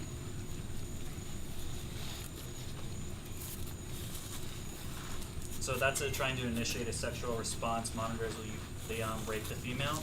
A lot of times, Yeah, he wants her to move. The male will go on top of the female, bite her neck, and then back legs. He'll start raking her. Now I'm in a bad Yeah, situation. there we go, just like this. That's not what he wanted. That's not what he wanted. He doesn't want her in that hole, I can tell you that. He's got to be annoyed because he got worked up probably, right? He did get worked up. So that's super annoying. So this actually could frustrate him, and that's annoying. I should have filled that in, actually. Well, she's going to bolt out of there, I think. So you don't freak out, Tom, when this lizard comes running out of the hole, okay? But what we saw there and what we're seeing now are those jerky head motions. That's definitely interest. That's the precursor to him trying to copulate with the female. Very, very cool. Now, how far does that thing go? Oh my gosh, it can only really go to these pilings, so I just don't want her to be backed into that corner. I hope he doesn't try to grab her. I know. Hopefully she'll just swing it back around and get out of there. But you notice he is being gentle. Again, guys, these bodies, these reptilian bodies that they possess are built so tough. That skin is really tough. So he's not doing really vicious clawing right now. It's still gentle. Yeah, although that's true, that's a funny thing. Like, monitor breeding is really, really rough. It's why you see, like, over at Kevin Curley's and Nerd, you see a lot of his monitors have scars throughout their upper back. It's because, of course, they're raking with those long, powerful legs, biting, nipping at the neck or the nape of the neck, and things like that, which is going to produce. So you know a monitor has been bred before when it has, like, these white blotches here or going down the lower section of their back. But he's trying to get her. Yeah, see this? Here she goes. She's trying to figure it out. Now I'm a little nervous. Now I'm just stressed because this was not a situation we wanted to have happen. Gosh, I should have filled that in. I didn't even think about that little cave. Goodness. But let's see if he can get her out of there. One thing I don't want to do is put my hands anywhere near them right now while he's more intent on breathing. Okay, here we go. Come on, baby girl, get us. See, he's trying to just actually take her head and pull it out. I mean, this is incredible. This was like 3 years ago. I've never seen this video.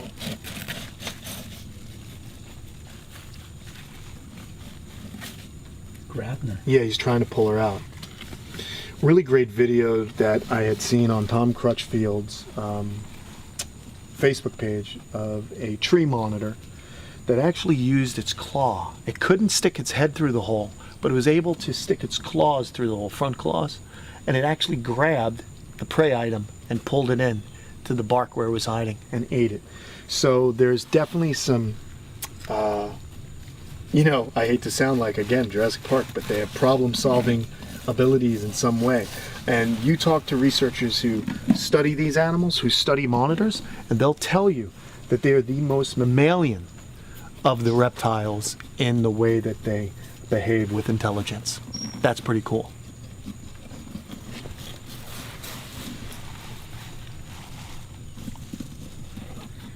I really want this female to get out of there. So funny, you mentioned the cave, and then where does she go? I was gonna say, right into the made cave. fun of me for mentioning the cave. Yeah, not too bright of me. How you operate? Well, this also could turn into a little bit of Kennan's dating tips. Persistency is one.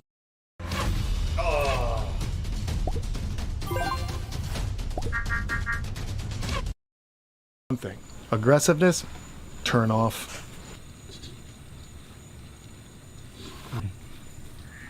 Okay. I think the best thing to do here, just because I think now it's to the point where he's getting a little frustrated, I'm going to try and pull him back and pull her out. Okay? Because, yeah, that's it. Okay. There it is. That's okay. That's okay. That's what I didn't want to have happen. But you see that, guys? He used his mouth to pull her out. Now I'm in a bad spot. He used his mouth to pull her out. I got like Bite Festing, my yeah, it is. He's really to update my in the mood for love, and now I'm things stuck in here. She wants to go back in the other enclosure, but that's not going to happen. So this is now a bummer of a situation for me. Oh, brother. Oh, we got those Never a tongue dull down. Nice moment. long tongue. He actually used his mouth, and he did it, and it was not a very violent way. He just grabbed her and pulled her out. He had enough. Oh, brother. I want to move my leg. They're about to get it on, aren't they? Yeah, right near my leg. What I'm going to do is stand near this hole. I'll fill that in momentarily. Here we go. Now she is hissing, but wow, pretty cool, huh? Does Daisy actually have mouth rot? Whenever I see those videos about Brian, I laugh so hard. I don't think it's the best. Sick. Okay, so if I remember correctly, Daisy's the reticulated python, right? So Daisy doesn't have mouth rot. This is a big thing with reticulated pythons, is the fact that they love to glass surf. So they'll constantly be glass surfing against anything that's transparent to them. So if you have a hard surface like PVC caging, metal caging, so like screen on top, or if you're using just glass, especially when retics start getting hungry, they'll just rub their face against that constantly, which does degrade it over time. So I think, and just what I can guess, I think that is what happened. I don't think the snake has mouth rot or any type of respiratory infection. I think it was just a classic case of glass rubbing, which happens with most reticulated pythons. We got a lot of cool stuff going on here. He's no longer using his mouth open. He just literally had enough and pulled her right out. Didn't break the skin, which is good. He's just interested in breeding. Can't blame him. She's pretty. That Pinky sure is cute. Will it be obvious? Oh, it will be obvious. Yeah, you'll know what's going on here. We're getting there. It's cool that you got to document this. When I paired my Argus monitors, they really didn't have any type of this. He's got to catch her in a good they were pretty position. Just like chill with each other, and they just kind of like walked in, investigated, and then basked together. There wasn't. All right, she's gonna try and walk out. This could be it. Between the two Argus monitors.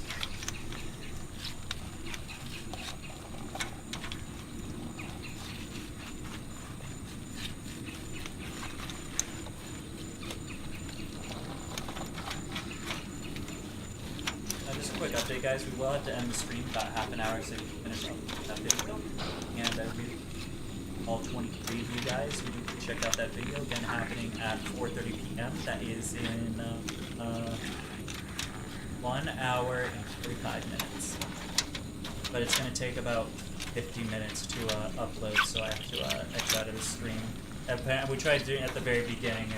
Well, that came in a little bit later in the stream. I tried uploading it while streaming, but everything was wicked laggy and it wasn't working, so I had to X out of it and pause the upload.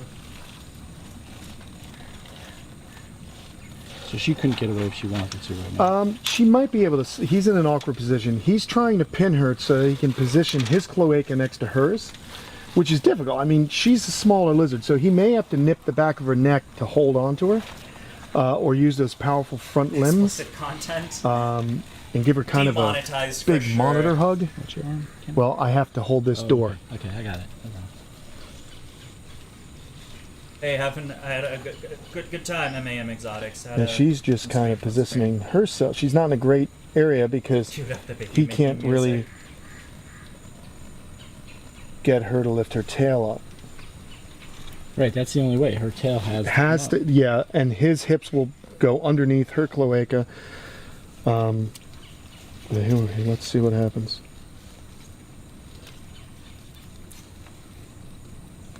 I want her to keep going to the left. Good. She keeps going that way, up and over the... Man, this is turning out to be quite the saga of Pinky and Slinky. We've got full memory cards. We almost had a heart attack because the card filled up, but luckily we were able to delete some old footage that we didn't need any longer. But as you can see, this is definitely lizard love. He's trying to position himself still. Nothing happens quickly with these guys. Like the saga here. It is a saga, man. He's close. He's close, all right. Look, he's gonna lift her tail up. He's They get the job done, I imagine. I think that's the gist of it. We're gonna wrap up here pretty soon, so let's wrap this up with. I haven't watched the latest reptile. It shows that I did, but it's because they have that, so that shows that you watch like whatever this is. I never actually watched the vision cages is just like your mom's got to go. Ad that happens on search. She's family. Like daughter, like mother. Well, what is that supposed to mean? She used. Literally, they just like dumped it out of their car and then took off. Probably because we have cameras on the building over there. I think my computer's had enough of this. Is it difficult to remove monitor eggs? Yeah, so a lot of like larger monitors, and I've never had any problem with my Ackies, but Argus monitors do get a little bit defensive over their eggs, and so do especially Tegus as well. And they're not necessarily the eggs itself, but just like the nesting area they're very territorial of. They'll most likely eat the babies. Like if you put a baby monitor next to like an adult monitor, it'll most likely eat it. But it's funny, but when they start making their eggs and they form that burrow, they're very territorial of the burrow themselves. It's why a lot, once you notice that nesting, especially with Tegus get super defensive and territorial of their nest area. So you always have to remove the male as soon as you notice that the female starts forming her nest. And even like with the keeper itself, they get very territorial about it. Hey, how's it going, Brad? Donnie. Whoa. Donnie, we gotta go outside. Why? Here's the situation. Hey, Kevin, what happened? No, just come on. Dude, someone just dumped this box out here, and it looks like there's a big freaking berm in here, and there's another container inside. Like, literally, they just like dumped it out of their car and then took off. Probably because we have cameras on the building over there. All right, so currently we're in front of Nerd, and Rob caught me in the room in there, and he said something was amiss. Why, dude? Look at this. Is Holy shit. Is that a retic? No, this is a berm, dude. Oh, your favorite snakes in there. Someone literally just dumped this berm, and there's another container in here too. What the dude? Wait, what's in the bags? I don't know. It could be. I literally don't know. There's probably something venomous in there. That would be bad. That would be really bad. We're gonna have to grab Kevin to unbag those because I don't want to. It could be something dangerous. Real talk, this happens all the time.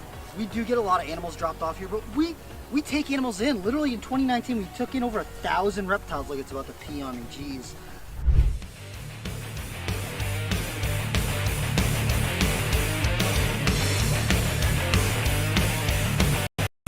It's not gonna like it.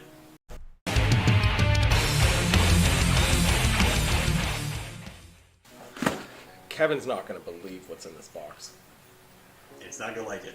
He won't like it at all. What do you think he's gonna say? I honestly, I don't know what he's going to say, but I don't think it's Dude, going this is crazy. This is real. They just like sorry and like this weird. What the fuck? Yo, Yoshi, $50 Canadian. Thank you so much, man.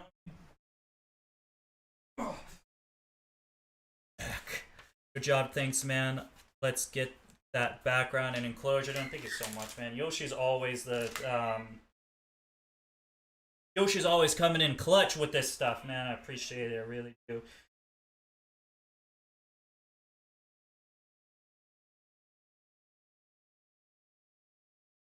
$. Thank you so much, man. We got the background.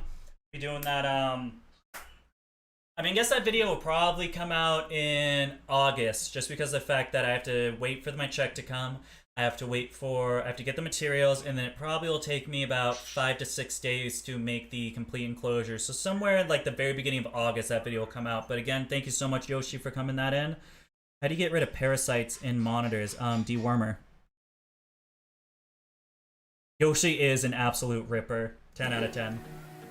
Don't drop your reptiles off here. Don't do it. We take them in, just call us. Do you know how hot it was today? Insanely hot. Like, you can see I'm like drenched in sweat. Yeah. You guys want some water? No. Yes! No problem. Oh, Barb, we love you. That was very sweet. That was great.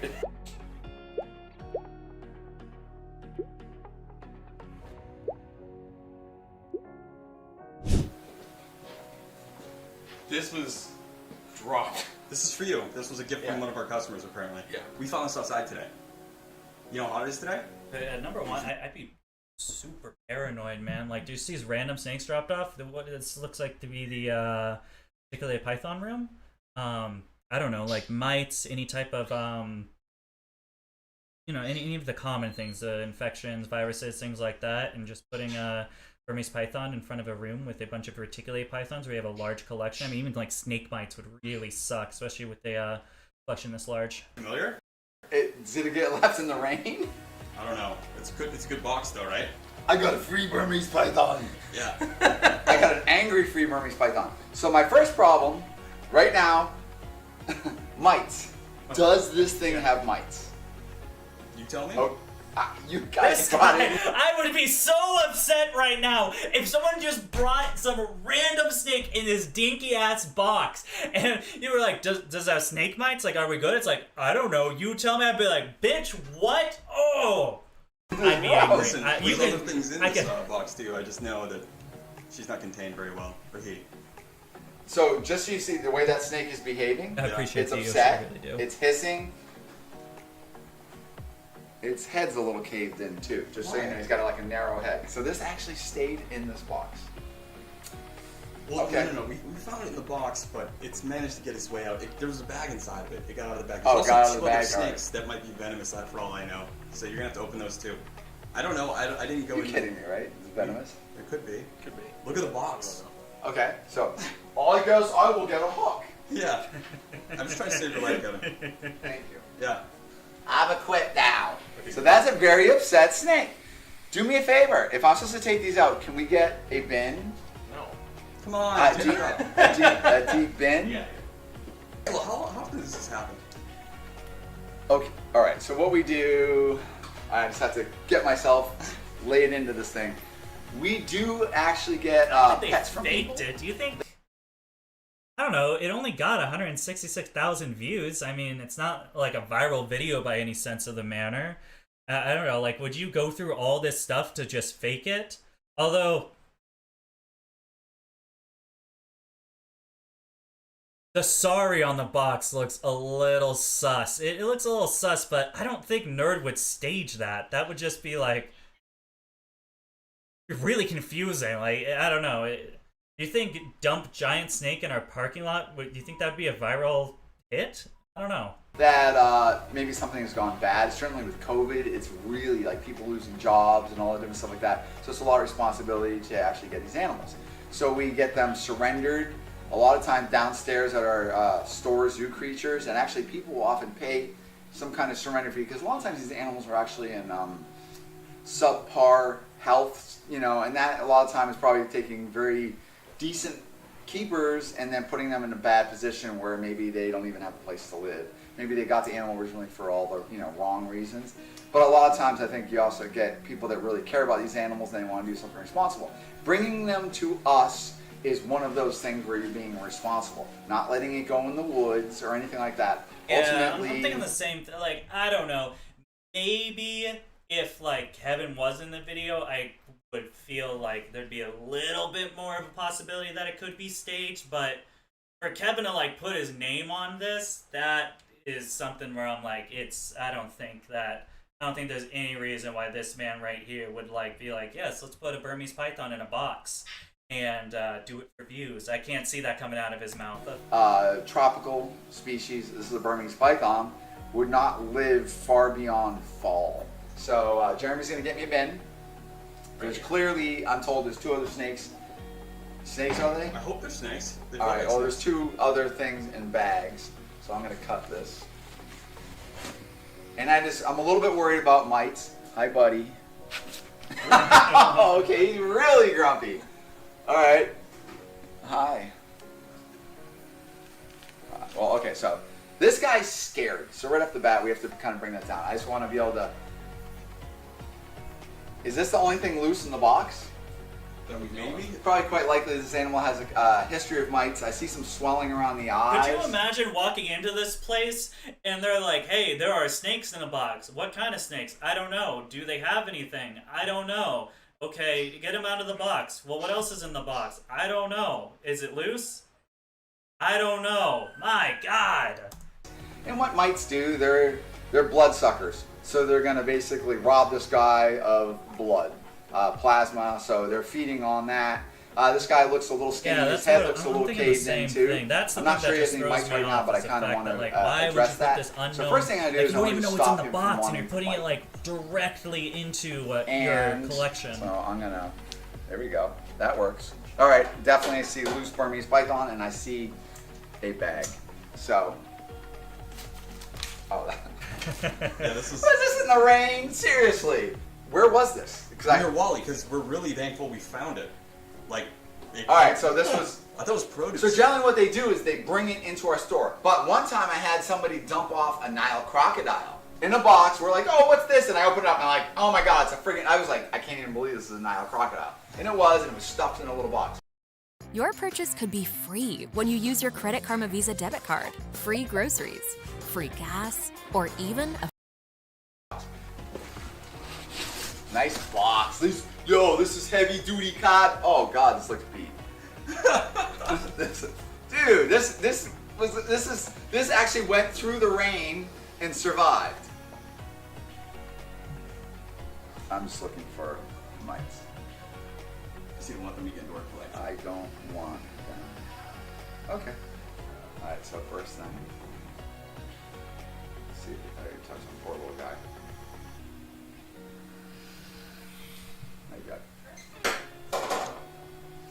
All right, so this looks about a 6-foot Burmese python, female. That's an older animal. I can tell you off the bat. So this snake could be 7 years old, 8 years old. I'm looking at an upper respiratory infection, which, I mean, this animal's through a lot of stress. So, might. Okay. So, I'm seeing there was just bubbles. This guy's really, yeah, this has had mites and maybe dirt. Okay, the animal's got fair weight. I can tell you this animal's been through some tough times because what I'm feeling right here is bones right along here. So that's where, you know, when things start getting tough, they're going to take the fat out of their tail. So you can feel like this ridge right here. You can tell it's an older animal because this is a female. It's got really, really involved claws. And as these animals age, these claws get older. I mean, excuse me, as they age, the claws get yeah, it's a confusing video longer. for I'm like sure. older. So like, in theory, yes, it's older too.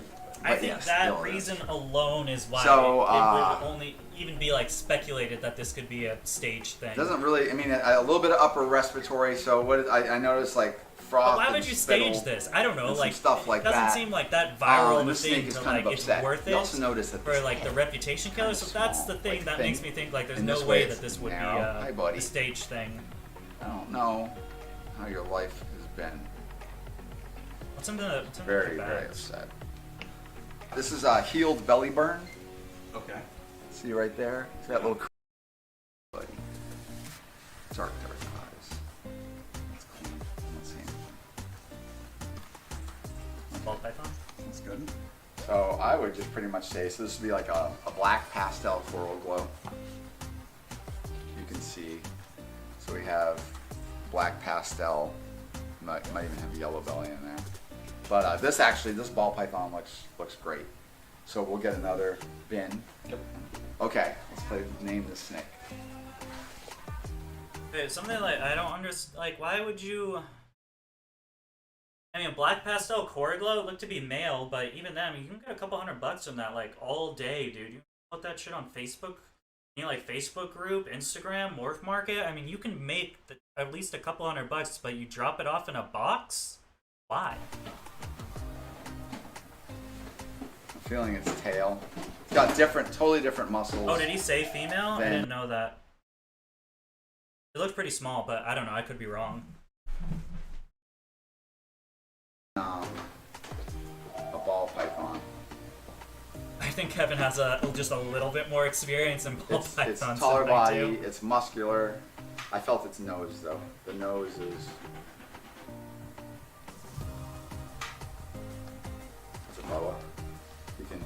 It's got that point like that nose. One more. Put on top of the Jeff on Brian's I'll buy it podcast. Ego was a bit frothing that day. What does that mean? Is ego was a bit frothing? I had a great time on the podcast. I don't know. I've been like going back and forth if I should like make a video about it, but I might not. I don't know. Brian's really cool dude, really chill. I had a great time there. He showed me some stuff. I got to hold Pepper, which was really exciting. And Pepper being their melanistic alligator. I know everyone likes salty albino, but I actually prefer the melanistic, so I was really excited that I got to hold that alligator. He was really cool dude, really easy to talk to, and I had a great time over there. Pretty cool. Oh yeah.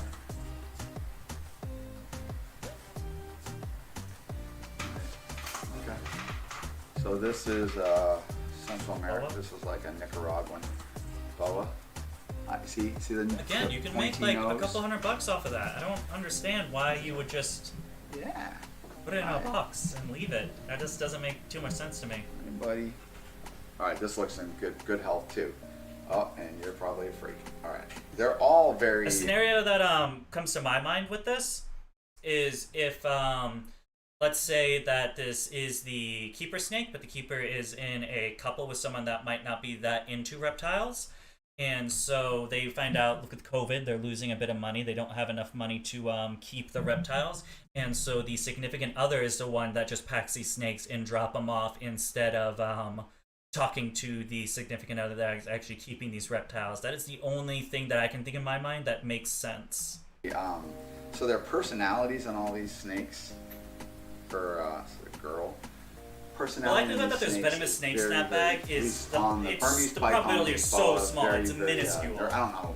Might have to do with just sitting in a box for that time and what it actually underwent. But it's very, very nervous. And boas, when they're very fearful, they'll pull their tail and sometimes coil their tail, and very, very touchy on the tail. So it's not a very social animal, as I can see.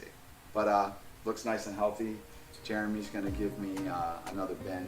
And I got something else. We'll get these guys healthy, and then you think we'll be looking for forever homes? For Oh these yeah, guys? yeah, for sure. I don't know. So I don't definitely, think if you it guys was are bad. interested I in think these it's, animals, I think bring it's them so always they're good and healthy. difficult when like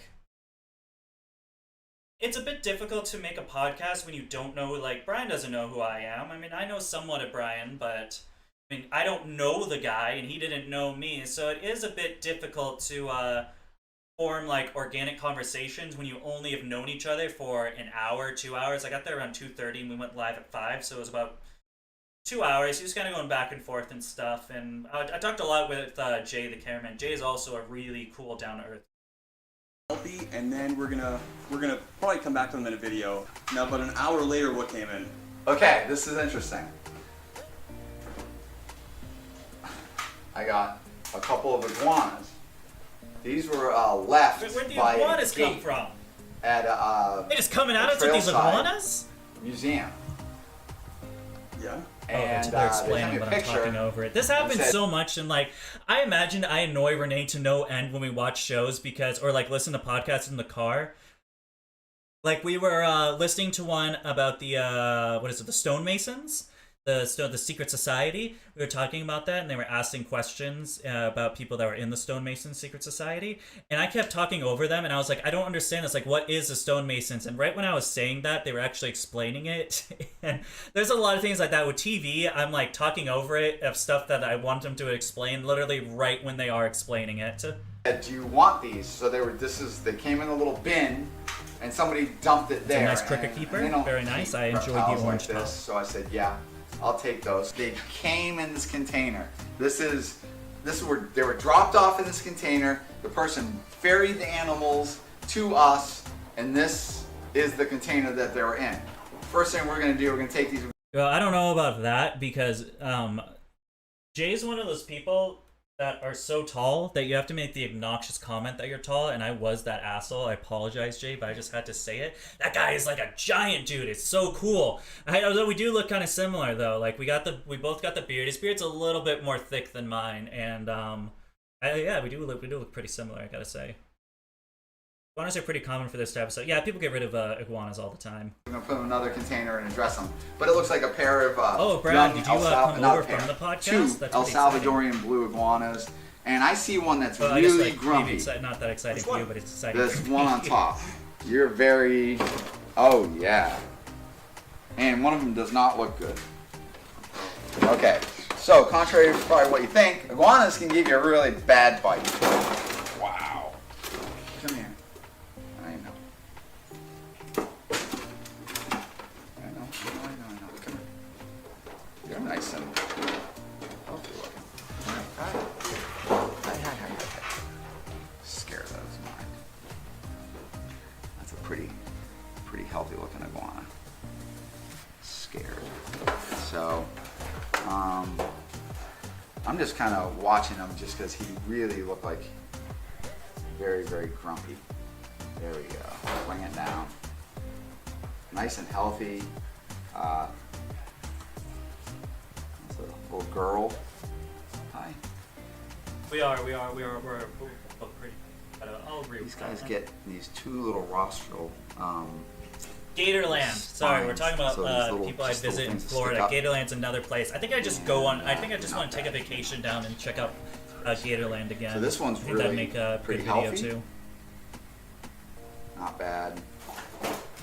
I feel like I have to explain my train of thought there. I have extreme ADHD. So Jay found Brian at Gatorland. That's the reason why I thought about that, because he was at Gatorland when Brian was there, and that's the reason why I got the whole position.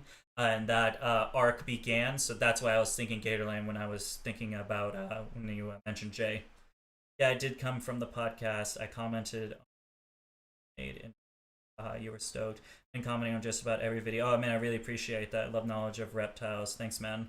That's cool. Yeah, I saw a few people. I didn't know. I don't know which is which when it comes to who came over. I'm glad that it did get me some exposure, and some people did make the story of my life. I don't know. I think Jay. I think he said he was like 6'7" or something. So he might be a little bit taller than you, but I could be wrong. It's either 6'3" or 6'7". It's one of those two. What iguanas will do, they have this little trick where they're going to take that back foot and they're going to they got those long toes. There we go.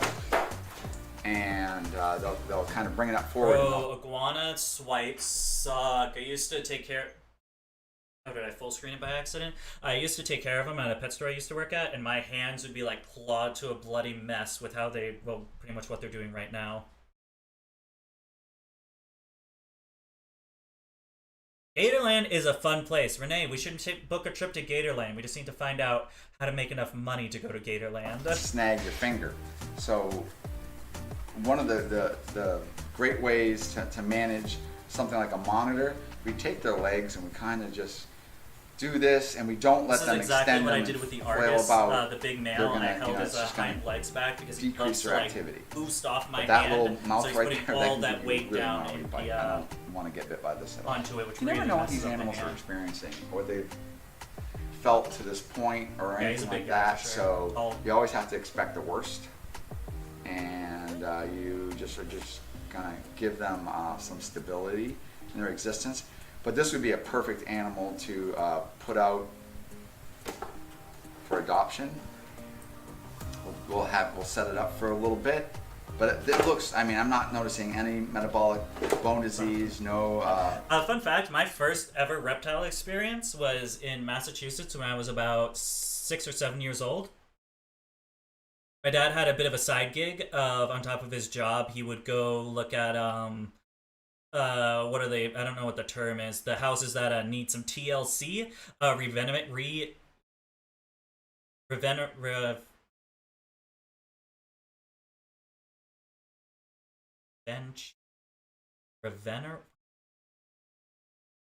don't know, he'd take bad houses, he'd make it good, he'd make them look nice, and he'd resell them. In one of these houses, there was a giant, like, iguana statue in the, it was those bay windows with the little nook area so you can read on it.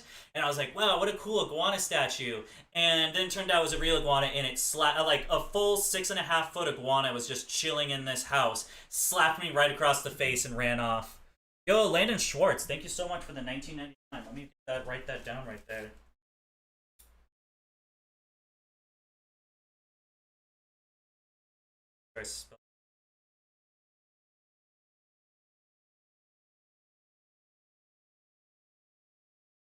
Stuff. Awesome. Thank you so much. fibrous tissue on this one. I want to get to that. Is Jeremy gonna get us a bin? Okay, let me go get a bin.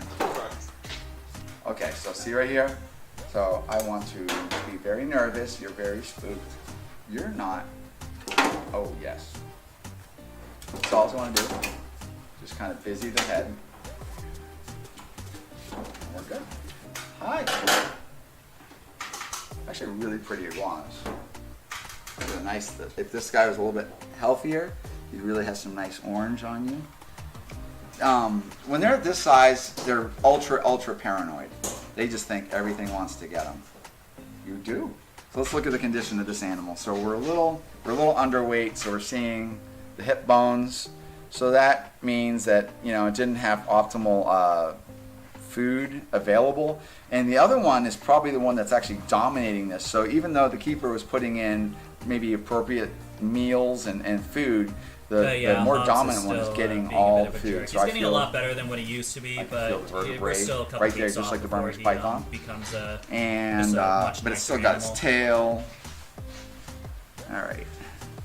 He's at the point now where I can. All right, so this one's has some metabolic bone disease. I can feel where everything hardens up. So what metabolic bone disease will do is when you don't have enough calcium, you don't have the D3 hormone available to actually allow it to synthesize and use calcium for bone growth and nerve connections. They will then they'll try to protect like an injury, but in this case, it's actually the quality of their bones and being able to support their body. What the body does is it tries to localize in like a wound. It's actually going to try to prevent it from moving so it can heal. And they'll put all this fibrous tissue, and I can feel the fibrous tissue, and that can take a long time to go away, even after it's healed.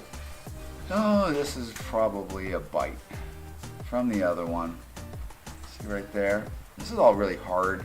So this animal's already attempting to heal, but this is all very hard right here. So now this elbow joint, I'm not going to push too hard, but the range of motion is very, very diminished. And this would call for physical therapy and proper, situation. But you can see that really tough spot right there. Another thing we do when we're looking for metabolic bone disease, I know. I'm gonna feel, what I do is I take the jaw and I push inward just a little bit, and it's not spongy at all, so it's not really flexing much. It looks pretty good. The inside of his mouth actually looks really good. Eyes are really bright. Iguanas are cool, dude. I want a blue this iguana, little wound is pretty much superficial. You're only gonna get one iguana. Really, this is an animal in 2 months under just correct conditions can really change a lot. Another place you're going to see metabolic bone disease is right here along the lower mandible. And what they start doing is, see this little bump right here? That will start thickening along this bone as they're trying to support the mandible, because there's lack of calcium, and they'll start getting these hard areas with like fibrous tissue, and it also calcifies when calcium is available. So it can have some irreparable long-term conditions that you'll see. Even though if you correct the problem, you're going to still see an animal with showing that some period in its life it went through a tough stage. This is probably never. Oh my god! You guys see that freak out for a second? Landon Schwartz, my guy. There's a race now. Thank you so much, man.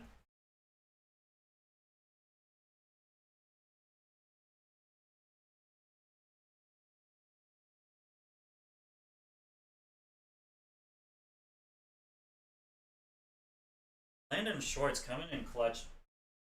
Landon Schwartz, Landon Yoshi coming in clutch with these donations. We might be able to do what else can we what else can we make really cool? Problem is, I don't want to make like too much stuff. Like I don't want to build any wooden bibs right now because we'll be moving so soon. So I'm like stuck between like there's a bunch of stuff I want to do, but I want to wait until we get to our new location. But like the monitors won't be growing up very fast. We'll be moved by the time they need an upgrading enclosure, which is why I was thinking it'd be cool to get them a pretty solid setup. they're actually getting to the size now. They're pretty old now. My quince monitors, they're like 9 months old at this point. So we'll need to start separating them here pretty shortly. Going to be quite normal, but I mean the animal can still have a fine quality life and a happy life. It was right number now, it's just one. ultra, Yeah, I ultra remember. paranoid. So this one is definitely the loser in that situation. All right, so we can come back to this animal right here. This animal's hopefully in the right place. Hopefully we're gonna do a nice service and kind of fix this guy up and not make him ultra paranoid of life. He's very, very paranoid. We're gonna revisit the snake that I was working on roughly a week ago. I didn't watch that So video this is the either. animal that had the prolapse cloaca. Oh cloaca. my god, it's And- a bit. Why does this keep freaking out? Is that happening with you guys? That my thing's like, brrr, it's like shaking, like it is now. Yoshi Chung is coming in at 50 again. My god, this is a competition we're in now.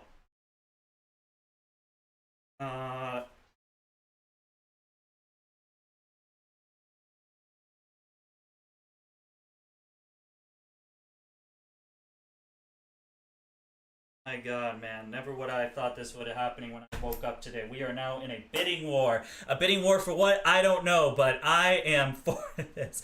Blackies stress out if I have them on display. Well, it depends. Are they like brand new Ackies? So, again, Yoshi, thank you so much. Landon, thank you so much. I don't want to brush past that.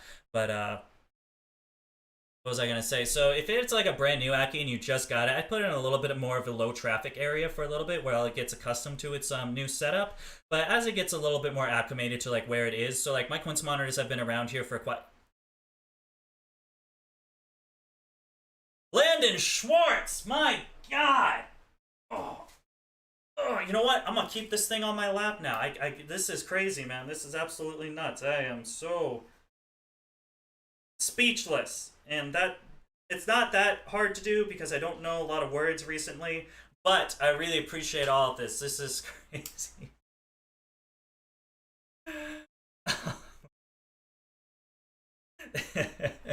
Thank you so much, guys. Ackie monitors. So like my quince monitors have been around a little bit, so I'm going to introduce them to a more high traffic area, which is going to be the living room. So that's where that 90 gallon enclosure is going. So now that they're acclimated to like where they are, it's going to be a little bit more about habitualizing them, getting them more used to my presence, Renee's presence, things like that. They're going to see us frequently more enough, and I think that's going to be I think that's going to make them calm down a little bit. I've been working a lot with taming the quince monitors, something that so obviously, if you guys seen, you guys know that I've been talking about quince monitors are super sketchy. It's not really worth taming them until they get a little bit older. However, I've kind of come to regret that decision because now my adult quince, he's gaining a bit more muscle. It's not an adult. He's pretty much a sub-adult at this point. He's only around 2.5 years old. He still has a couple more years before he's sexually mature. But the issue now is he's really like, he's getting some power between his claws and it's ripping up my hands. And I don't really want to wear gloves when you're taming down monitors. So the kind of the thing is, I'm going to start trying a little bit earlier. So now at the...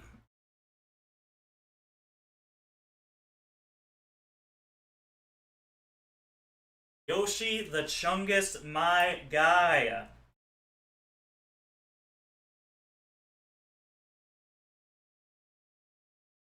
How's Renee?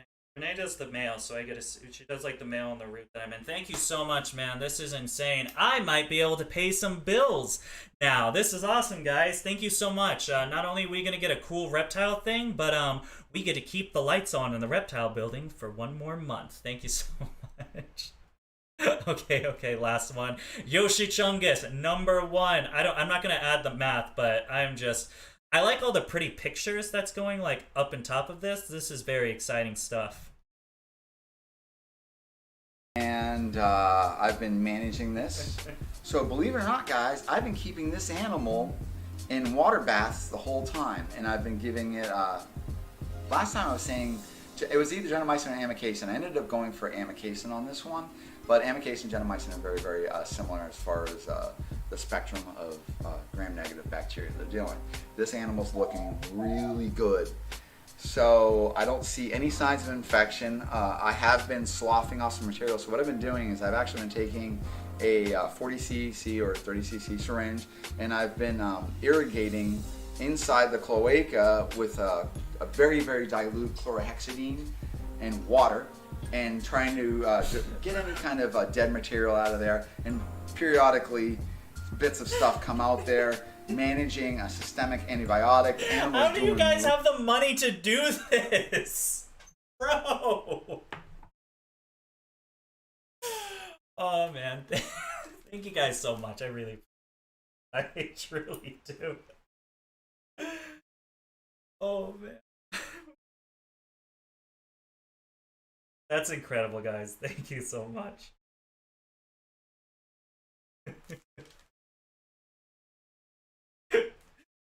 Oh man. I really do. I think really good. I think we're in great shape. The whole outside of the cloaca Does anyone has know what pretty happened much with the sloughed snake? off. I don't even and know. I was calling it skin, but it's the tissue going over You that can't even part. repeat So that. Dakota's an there awesome was creator. I am a perforation I'm flabbergasted, that we were to be noticing honest. in the bowel I where think some of the that's stuff the was best coming out, and that was, phrasing I can it's put. very, I very am so scary. amazed So that people the antibiotics. are, Another thing I want to tell you what I did, because I was just really wanna do worried this. about I don't know. It's really anaerobic cool. I really bacteria. appreciate I it, put guys. it on metronidazole. So metronidazole is flagell, and it also has a very strong effect in some cases on anaerobic bacteria, we can as finally, well as I killing might be able protozoa to, and amoeba. And these are all might do typically like in a, the GI tract. But when we can animals, now, guys, feel now sick, we can get that STM lens. So no more, thanks to Landon Schwartz and Yogi the Chungus, we can now have a lens where Dakota isn't doing this constantly. Hey guys, how's it going? Welcome back. No, we're gonna get this quality. This is all thanks to these guys right here. So a big shout out to both of them. they're stressed out. Sometimes the do you guys balance notice that? Is of that happening on microbes anyone else's? in their gut that normally could be fine get out of order. Yo, no joke, it does. Like, not saying like money makes people happy, but we'll do a little backstory. We gotta wrap this up here pretty soon because I do need to upload that video. Maybe I'll try uploading it and just having not. I just don't know how streaming and uploading content works. It takes a lot, and I'm using a laptop, guys, so I do not have a hard streaming setup. But a little backstory. There's only like. Wow, there's 22 people here? Thank you guys so much. I remember when I used to stream, I'd be lucky if there's like 12. Now we have a constant like 22 to 25. That's really cool. Granted, I've gone up in subs, but it's still pretty cool that people like want to watch the stream for the entirety of the stream. But yeah, dude, things have been so as you guys know, I made a video a while back. My rent increased pretty dramatically. I guess dramatic. Okay, so the reason why I'm able to do this full time is I'm able to skate by.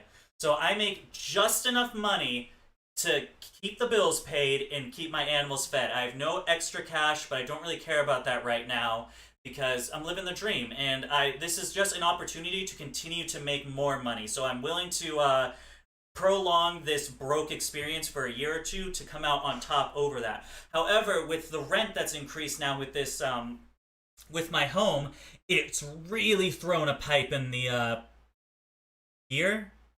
Wrench in? What's that phrasing? It's really thrown a wrench into things. Now I actually don't make enough money to keep going, so things are kind of having to take like a subside. Like I'm pretty sure.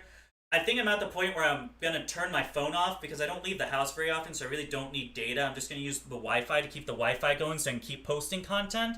But yeah, things financially are not very good over here. That rent really screwed me over, but it's just something I'm gonna have to persevere. We're gonna keep going with this. I'm not gonna give up on this. Of course, this is my dream, so if I'm just fucked for 6 months, then I'm just gonna be fucked for 6 months, you know? That's just how it's gonna be. But doing stuff like this, guys, like, you have no idea how much that means to me. That really gives me some more hope, because for the longest time, for the past, like, I don't know, like 5 or 6 weeks, dudes, it's been a really dark time. I don't show it too much on the videos, but just a little insight is like things have been very dark over here at DBCB Exotics and really like what the future holds. I've been watching a channel for a while now. I love it and I'm excited to see it keep growing. Thanks, man. I really appreciate that.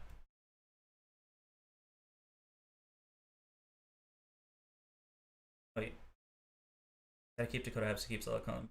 Oh, it's a prolapse. Having a party. Burgers on Dakota. Dude, I'm still thinking about I don't know if I want to do it. This house is so lame though. Like, I don't know. Like, would anyone actually like fly down here to hang out?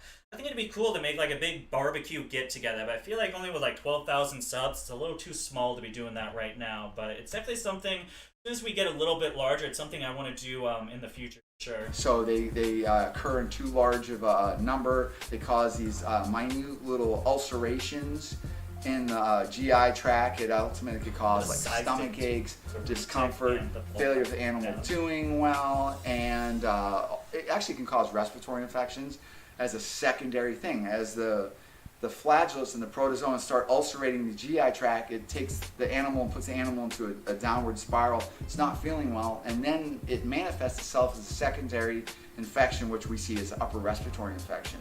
And they start bubbling, they start doing stuff like that, and they blow up. And a lot of times that's also a really good indicator of anaerobic bacteria. House is in Maine, so anyways, so everything's looking good, not bloating. She's like, I have enough land over here in Maine to like have like a big barbecue. Like, we have the parking and stuff. We have we're sitting on like 2 acres of land right now. It's just not usable for what I want to have it. Maine sucks with their laws. That's why I'm trying to get back to New Hampshire. Their exotic laws are a lot more lenient, so I could do like I said, the exotic birds, things like that. If you teach me how to handle a tokay, I'm fucking there. That's what I'm saying. Maybe we'll do it. I don't know. I'll have to figure out like how to make it happen. I don't even have like a big barbecue enough to have people barbecue, so I don't know. On point, we can go back and look inside her mouth again. Mouth looks just killer. You see that? Now you guys notice she's not biting me, right? No bite. No bite. Because she knows I'm not going to hurt her. Isn't that kind of cool? I can put my fingers in snake's mouths. Love your content. How do you have time to rewatch that? I make she's videos good, 5 so we days have, a week, man. just That's looking awesome. at her Thank overall you. thing. Remember, if you ever stream more, really, I'd be watching I get too. a little bit honestly, excited now. So, I've said this last month. So I'm going to do monthly YouTube streams, which is going to be reptile oriented. I feel like if I do more than monthly, people lose interest. It's awesome seeing how many people are left here. We still have 20 people here, which is really cool. I want to have a large stream where we have this kind of community thing. And I feel like doing it more than once a month is too much. So once we're going to have monthly streams, you guys choose a day. You guys have chosen Friday both times. I make a poll. I'm going to do at the beginning of the month, I'm going to make a poll that you guys vote which day works. I'm always going to start them at noon, and they're just going to go for as long as they need to go. But yeah, so that's it. I might start a Twitch channel and stream a little bit more often, doing like, I don't know, shit like this where I'm not necessarily YouTube videos, but watching YouTube videos, gaming, things like that. I just don't know if it'll be worth it.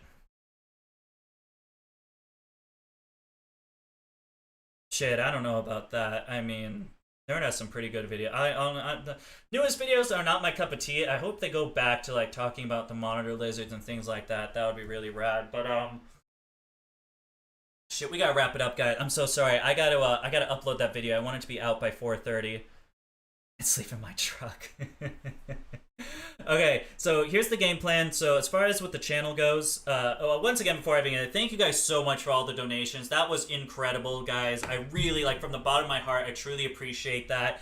It really keeps me not only motivated to keep streaming like this, but it just gives me a sense of, like, I don't know, like, I feel good inside right now. I don't know what the word is. Like, you guys have made me speechless for all these donations, like, truly. But so here's what we're doing. As far as the videos are concerned, of course, I've made a lot of videos, and a lot of people have said that what's going on with your subs. I think what the issue has become is, so I'm going to state this at the end because we're going to lose a bunch of people because I'm going to go into YouTube talk. So this is so there are two types of content you can make. It's going to be suggested and browser unified content, or content that is more SEO, the evergreen content. So evergreen content does not bring views in. This is going to be your care guides, your enclosure setups, your educational content. Not everyone's going to want to see 3 ways that you can get a crocodile skink to eat. Not many people own the crocodile skink. Many people already have success with feeding their crocodile skink, and so on. However, what that happens is that content always grows. So you're constantly going to have people coming in years later that are going to see that video and want to watch it because they have that question, and that question is being answered within that video. However, I think the problem that has arisen is I'm making too much of that content at this point. What I'm doing now is there's just so much content that's educational side diverted to one specific species that Maybe people don't want to know like care mistakes for Tokyo geckos. Maybe people don't want to know how to care for this, and that's something that I think I'm gonna make a switch. So that's what we're doing with this video right here. The content it's a dramatic change. So I've been kind of tweaking and evolving slightly. Landon Schwartz, thank you so much for the $2.99. I don't want that to go amiss. I never wanted to have someone super chatting me like finish a conversation, because that's just awesome. Let's just. So hungry, guys. I'm like getting dizzy. I should probably get out of here. Just some fucking. But anyway, so this new style of content that's coming out in a little less than an hour, if it can go. If it's not out at 4:30, just keep watching. It might be out at 3:45. I don't know how much longer it's going to take to upload, but this is going to be a dramatic change. I have really done a 180 with the content style. The filming style is a lot different. There's a lot more heavy transitions. There's a lot more moving around. It's not the standard I'm sitting in a chair and talking to you guys. It's a lot more interactive, and it's a lot more generalized than just one specific thing. So what we're trying to go for now is going into the browse/suggested feed. So when my videos come off with if you're on the home page on YouTube with your phone, my video is going to pop up. It's going to be an interesting title that's going for a more broader audience of my 12,000 subscribers. And that's, I think, going to generate more views in that sense, where it's going to be suggested content that people are going to watch, rather than content that people are going to search for in of itself. We have enough of those videos now. We have hundreds of videos that's ranking in search. I think it's time that we get a little more entertaining, a little more sensational and engaging with our content versus on the educational side. It'll make a lot more sense. The video demonstrates that a lot better. I really want you guys to watch that, interact with it, and let me know your honest opinion. Like the video, dislike the video, leave a comment. If you don't like that style of content creating, let me know. So this will really, that video in of itself will really transition how the channel goes from here.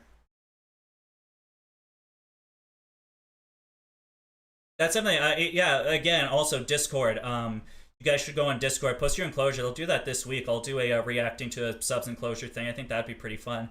But it is 3:36. I'm gonna have to wrap it up because I do want to get that video out. I think I might actually have to re-upload the entire video. I'm not entirely sure. But again, thank you guys so much for the donation. Thank you for coming and hanging out. We did 3.5 hours today, so it was pretty fun. I'll try to get a little bit better with the stream setup. I'll watch some YouTube videos, and we'll get stuff a little bit more professional. What it is right now, this is still in the beta phase, you know. Like, I haven't started. This is my second where I've actually streamed with OBS, getting some new stuff. So you know, I think this stream can really work out a little bit better, and we can get some. It can actually be a fun thing where people want to come, where it's not just like Dakota streaming, but the stream itself is a fun video to watch. That's really what I'm trying to get at. We'll try to get some more stuff on here, make it a little bit more interactive than just the standard picture of YouTube, things like that. I'll learn some streaming tips and tricks. I don't really know much about the streams. But it ain't basic. I love that. I like doing the long streams. I like hanging out with you guys. I hope I can just make it a little bit better so it's a little bit enjoyable on the standard end than my personality having to make the bulk of the work.